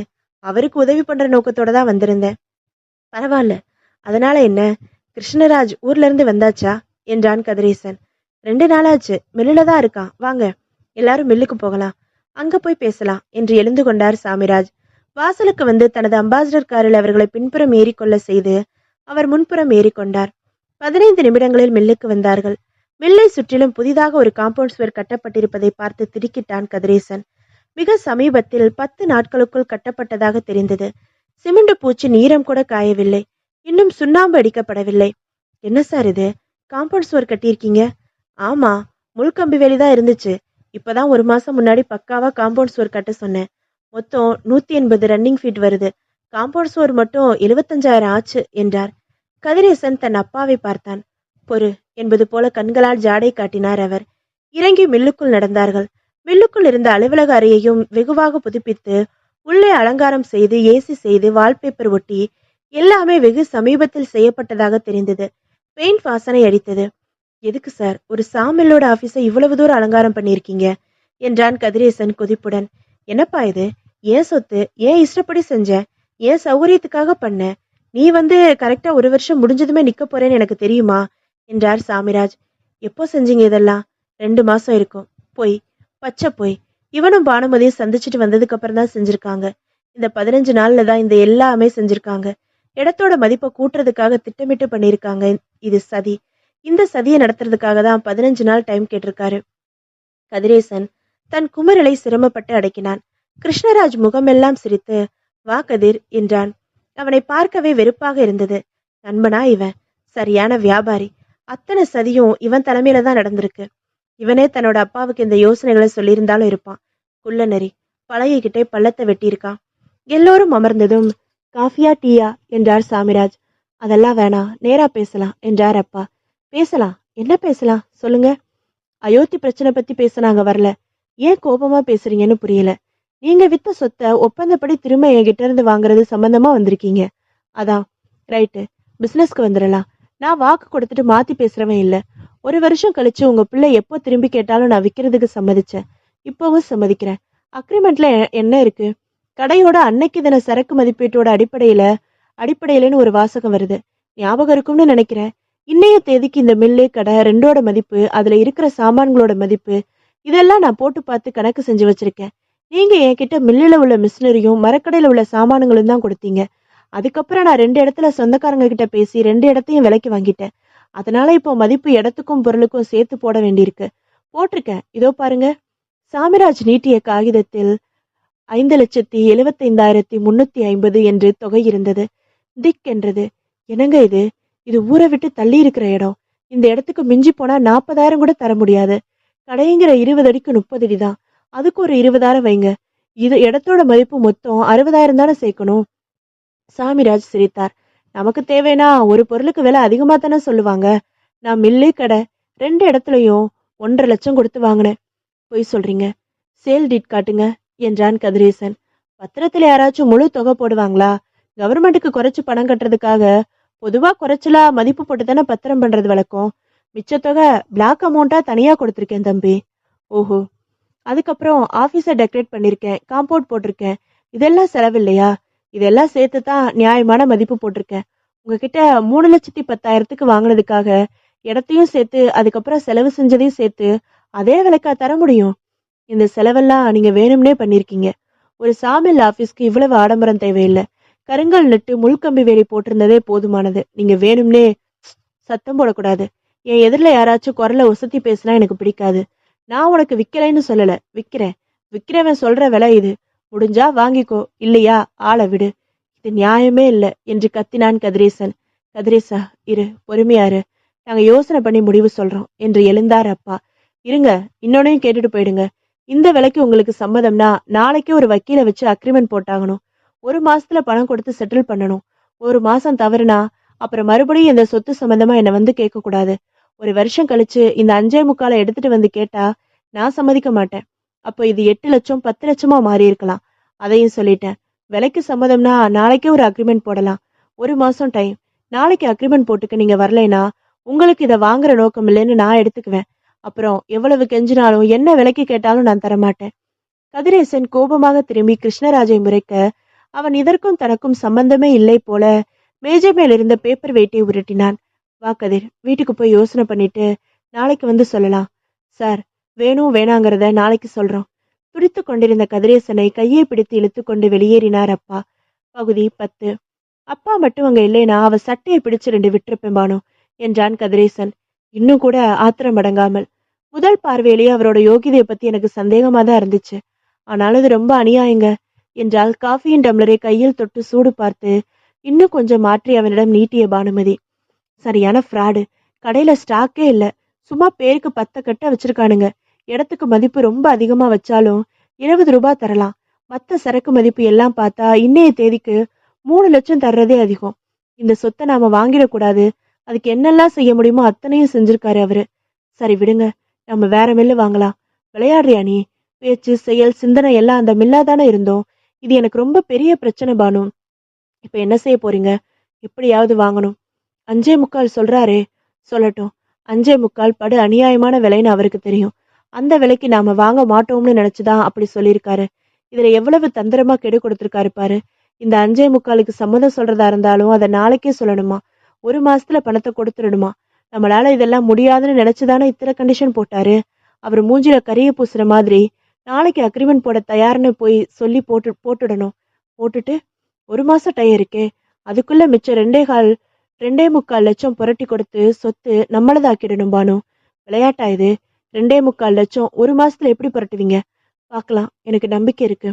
அவர் மூஞ்சில கறி பூசுறதுக்காக நாம கூட கொடுத்து அநியாய விலைக்கு வாங்கணுமாங்க? அவரை அவமானப்படுத்துறது மட்டும் என் நோக்கம் இல்லம்மா. அந்த சொத்தை மறுபடியும் வாங்குறது நம்ம குடும்பத்தோட கௌரவ பிரச்சனை. சொத்தை வித்துட்டாங்கன்னு சொந்தக்காரங்க எல்லாம் கேலி பேசிக்கிட்டு இருக்காங்க. அவங்க வாயை அடைக்கணும். அப்பா மனசு குளிரணும். நான் கூட கொடுக்குற அநியாய தொகை அதுக்கான குட்வில். இடம் நம்ம கைக்கு வந்ததும் ஏசியை வித்துறலாம். நாம இந்த கடைக்கும் கொடவுனுக்கும் கொடுத்துருக்கிற வாடகை மிச்சம். இதையெல்லாம் அங்க ஷிஃப்ட் பண்ணிடலாம். மில்லோட சேர்ந்த கடைனா நமக்கு லாபம் அதிகம். இந்த ஆள்கிட்ட கூட கொடுக்குற தொகையை என்னால 6 மாசத்துல சம்பாரிச்சிட முடியும். என்ன அவர் சாதாரணமா நினைச்சு தப்பு கணக்கு போட்டுட்டாரு. என்னால முடியாதுன்னு நினைச்சிட்டாரு. முடியும்னு காட்டணும் பானு. அப்பா என்ன சொன்னாரு? நீ எந்த முடிவு எடுத்துட்டாலும் அது சரியாத்தான் இருக்கும்னு சொன்னாரு. யோசிச்சு முடிவெடுன்னு சொன்னாரு. உங்களுக்கு தைரியம் இருந்தா அதை நான் கலைக்க விரும்பலைங்க. பண்ணுங்க. சமாளிப்போம். பணத்தை எப்படி புரட்டுவீங்க 1 மாசத்துல? இந்த 1 வருஷத்துல எனக்கு எவ்வளவோ நல்ல ஃப்ரெண்ட்ஸ் கிடைச்சிருக்காங்க. தொழில்ல நான் நேர்மையா நடந்திருக்கிறதால என்னை நம்பி இன்னைய தேதிக்கு 10 லட்சம் ரூபாய்க்கு கூட பணம் அப்புறம் வாங்கிக்கிறேன்னு சொல்லிட்டு சரக்கு அனுப்புற பார்ட்டிஸ் இருக்காங்க. 5 பேர்கிட்ட 50,000 கைமாத்த வாங்கினாலும் போதும், தேறிடும். பட்டி போட்டு திருப்பி கொடுத்துடலாம்னு என்னால முடியும். எனக்கு நம்பிக்கை இருக்கு. அப்போ ஒரே முடிவுல இருங்க. குழப்பிக்காம இறங்குங்க. மத்த எல்லாரையும் விட நீ சொல்ற தைரியம் ஒண்ணு போது எனக்கு. சாதிச்சிருவேன் என்றான் கதிரேசன். மறுநாள் ஒரு வக்கீலையும் அப்பாவையும் அழைத்து கொண்டு சாமிராஜ் வீட்டிற்கு போனான் கதிரேசன். வாங்க, என்ன முடிவு பண்ணீங்க என்றார் எகத்தாளமாக சாமிராஜ். எங்க வக்கீல் சொல்லுவாரு என்றான் விரைப்பாக கதிரேசன். என்ன வக்கீலையா? சொல்லுங்க. நீங்க சொன்னபடி 5.25 லட்சத்துக்கு உங்க மில்லு கடை, அதுல இன்னைய தேதியில இருக்கிற அத்தனை சாமான்களையும் விலைக்கு வாங்கிக்க இவங்க சம்மதிக்கிறாங்க. அதுக்கான அக்ரிமெண்ட் போடலாம் என்றார் வக்கீல். சாமிராஜ் ஆடி போனது அவர் முகத்திலேயே தெரிந்தது. வார்த்தை மாற மாட்டீங்கன்னு நினைக்கிறேன் என்றான் கதிரேசன். மாறலப்பா, போட்டுக்கலாம். நீங்க நிபந்தனை விதிச்ச மாதிரி இவங்களுக்கு ஒரு நிபந்தனை விதிக்கிறாங்க. அதாவது 5.25 லட்சத்துல 3 லட்சம் அட்வான்ஸா இப்ப கொடுத்துடுறாங்க. நீங்க சொன்னபடி 2.25 லட்சத்தை 1 மாசத்துக்குள்ள கொடுத்து செட்டில் பண்ணிடுறாங்க. இந்த 1 மாசத்துக்குள்ள இடத்துல கட்டிட வேலைகள் எதுவும் செய்யக்கூடாது. மரஸ்டாக் வேணும்னா மாறுபடலாம். ஒத்துக்கிறீங்களா? நியாயம்தானே? சொத்தை வாங்க போறாங்க. இனிமே போய் நான் அதுல என்ன செலவு செய்ய போறேன்? ஒத்துக்கிறேன். அப்போ அக்ரிமெண்ட் பத்திரத்துல எழுதிடட்டுமா? எழுதலாம். வக்கீல் எழுதினார். 2 தடவை படித்து பார்த்து சாமிராஜ் கையெழுத்திட்டார். கதிரேசனும் கையெழுத்திட்டான். 3 லட்சம் ரூபாய் 500 ரூபாய் கட்டுக்களாக எடுத்து வைத்ததை சாமிராஜ் எண்ணி பார்த்து எடுத்து வைத்துக் கொண்டார். 1 மாசத்துக்குள்ள மறுபடி சந்திக்கலாம் என்றான் கதிரேசன். சரி என்றார். அவர்கள் வெளியேறியதும் அவன் அருகில் இருந்த கிருஷ்ணராஜை பார்த்தார். சாமிராஜ், என்னடா கணக்கு தப்பாயிடுச்சா? சொத்தும் வேணாம் ஒண்ணு வேணாம்னு சொல்லிட்டு போயிடுவாங்கன்னு சொன்ன. அட்வான்ஸ் கொடுத்துட்டு அக்ரிமெண்ட் போட்டுட்டு போறாங்க என்றார். கிருஷ்ணராஜின் முகமும் சற்று வெளுத்திருந்தது. இல்லப்பா, இது வீம்பு. இந்த 3 லட்சத்தையே ரொம்ப கஷ்டப்பட்டு புரட்டியிருக்கான்னு எனக்கு தெரியும். 1 மாசத்துக்குள்ள அவனால மிச்ச பணத்தை புரட்ட முடியாது. முடியலைன்னு வந்து கெஞ்சி அட்வான்ஸ் பணத்தை திருப்பி வாங்கிட்டு தான் போக போறான். சொத்து என்னைக்கும் நம்மளோடது தான். நாம அன்னைக்கு பண்ணினதுதான் தப்பு. வெறும் பைய இவன் எங்க சம்பாதிச்சு திரும்ப என்கிட்ட சொத்தை வாங்க போறான்னு நினைச்சு அக்ரிமெண்ட்ல திரும்ப விற்கிற சம்மதிக்கிறேன்னு ஒரு வாசகம் போட்டேன் பாரு. அங்கதான் தப்பு பண்ணிட்டேன். ஒன்னும் ஆயிடலப்பா, கவலைப்படாதீங்க. அவனால முடியாது என்றான் கிருஷ்ணராஜ் அழுத்தம் திருத்தமாக. பகுதி 11. ஆனால் அவனால் முடிந்தது. புறப்பட்டு வெளியூர் சென்ற கதிரேசன் தனக்கு மரம் அனுப்புகிற பார்ட்டிகளை சந்தித்து அக்ரிமெண்ட் காஃபியை காட்டி உண்மை நிலையை சொல்ல ஒரே பார்ட்டி 1,50,000 மறுகேள்வி கேட்காமல் கொடுத்தார். சார், நல்லவன் கெட்டவனை அடையாளம் புரிஞ்சுக்காம வியாபாரம் பண்ண முடியாது. உங்களை நம்பி நான் 1 கோடி ரூபாய்க்கு கூட சரக்கு தருவேன். தைரியமா இறங்குங்க. All the best. ஒரே வாரத்தில் 2,45,00,000 புரட்டி கொண்டு அதே வக்கீலோடு நேராக மில்லுக்கு சென்று இறங்கி பணத்தை சாமிராஜின் மேஜை மேல் வைத்ததும் அவர் பெரிதும் அதிர்ந்தார். ரெஜிஸ்டர் ஆபீஸ்ல பேசியாச்சு. ரெஜிஸ்டர் வெயிட் பண்றாரு, போலாமா என்றான் கதிரேசன். கொஞ்ச நேரம் மௌனமாக அவனையே பார்த்து கொண்டிருந்த சாமிராஜ் கை நீட்டினார். கை கொடுப்பா, நீ ஜெயிச்சிட்ட. நிஜம்தான். நீ இந்த சொத்தை வாங்க கூடாதுங்கிறதுக்காக நான் என்னென்னவோ செஞ்சது நிஜம்தான். ஒரே உறுதியா இருந்து சாதிச்சிட்ட. வா, ரெஜிஸ்டர் ஆபீஸ் போலாம். ரெஜிஸ்டர் ஆபீஸில் பத்திரத்தை ரெஜிஸ்டர் செய்து பெற்றுக்கொண்ட பிறகு தன் அப்பா அம்மா பானுமதி மூவரையும் அழைத்து கொண்டு மில்லுக்கு வந்தான் கதிரேசன். யாருப்பாங்க? அந்த போர்டை முதல்ல கலட்டு. ஸ்ரீ விநாயகர் சாமல்னு போர்டு எழுத கொடுத்துருக்கேன், வந்தது மாட்டு என்றான். உட்காருங்கப்பா. அப்பாவை மில்லின் அலுவலக மேஜைக்கு பின்னே இருந்த சுழல் நாற்காலியில் உட்கார சொன்னான். இது நான் உட்கார வேண்டிய நாற்காலி இல்லப்பா. இந்த வெற்றி முழுக்க முழுக்க உன்னோடது. உட்காரு. நீதான் உட்காரணும். அப்படியா? எனக்கு அந்த உரிமையை கொடுத்துட்டீங்க. இப்ப அந்த உரிமையை நான் யாருக்கு வேணாலும் தரலாம் இல்லையா? தாராளமா. வா பானு, என் வெற்றிக்கு பின்னணியில இருந்தது நீதான். நீ கலட்டி கொடுத்த நகையில தான் என் முதல் முயற்சியே ஆரம்பிச்சது. உன்னை மத்தவங்க மலடின்னு நினைச்சா கூட பரவாயில்லன்னு நினைச்சு தாயாகிற வாய்ப்பு கூட தள்ளி போட்டு இந்த லட்சியத்துக்காக உழைச்சியே. நீதான் இங்க உட்காரணும். அட, உட்காருங்க முதலாளி அம்மா. பானுமதியின் கையை பிடித்து நாற்காலியில் உட்கார வைத்தான் கதிரேசன். கண்கள் பணிக்க அவள் அவனை பார்த்தாள். ரொம்ப சிலிர்த்துக்காத பானு. இப்ப வாங்கியிருக்கிற கடனை எல்லாம் அடைக்கிறது தான் அடுத்த லட்சியம். அதை மனசுல வச்சுக்கிட்டு மறுபடியும் உழைப்ப இதே மூச்சில் ஆரம்பிக்கலாம் என்றான். போடா இவனே என்றார் அப்பா. இப்போ உங்க 2 பேரோட அடுத்த லட்சியம் எங்களை தாத்தா பாட்டி ஆக்கிறதா தான் இருக்கணும். பானுமதியின் கன்னங்களில் குங்கும சிவப்பு வந்தது. முற்றும். இதோட இந்த நாவல் முடியுது. அடுத்த ஒரு வீடியோல இன்னொரு புது நாவல் பார்க்கலாம். பாய்.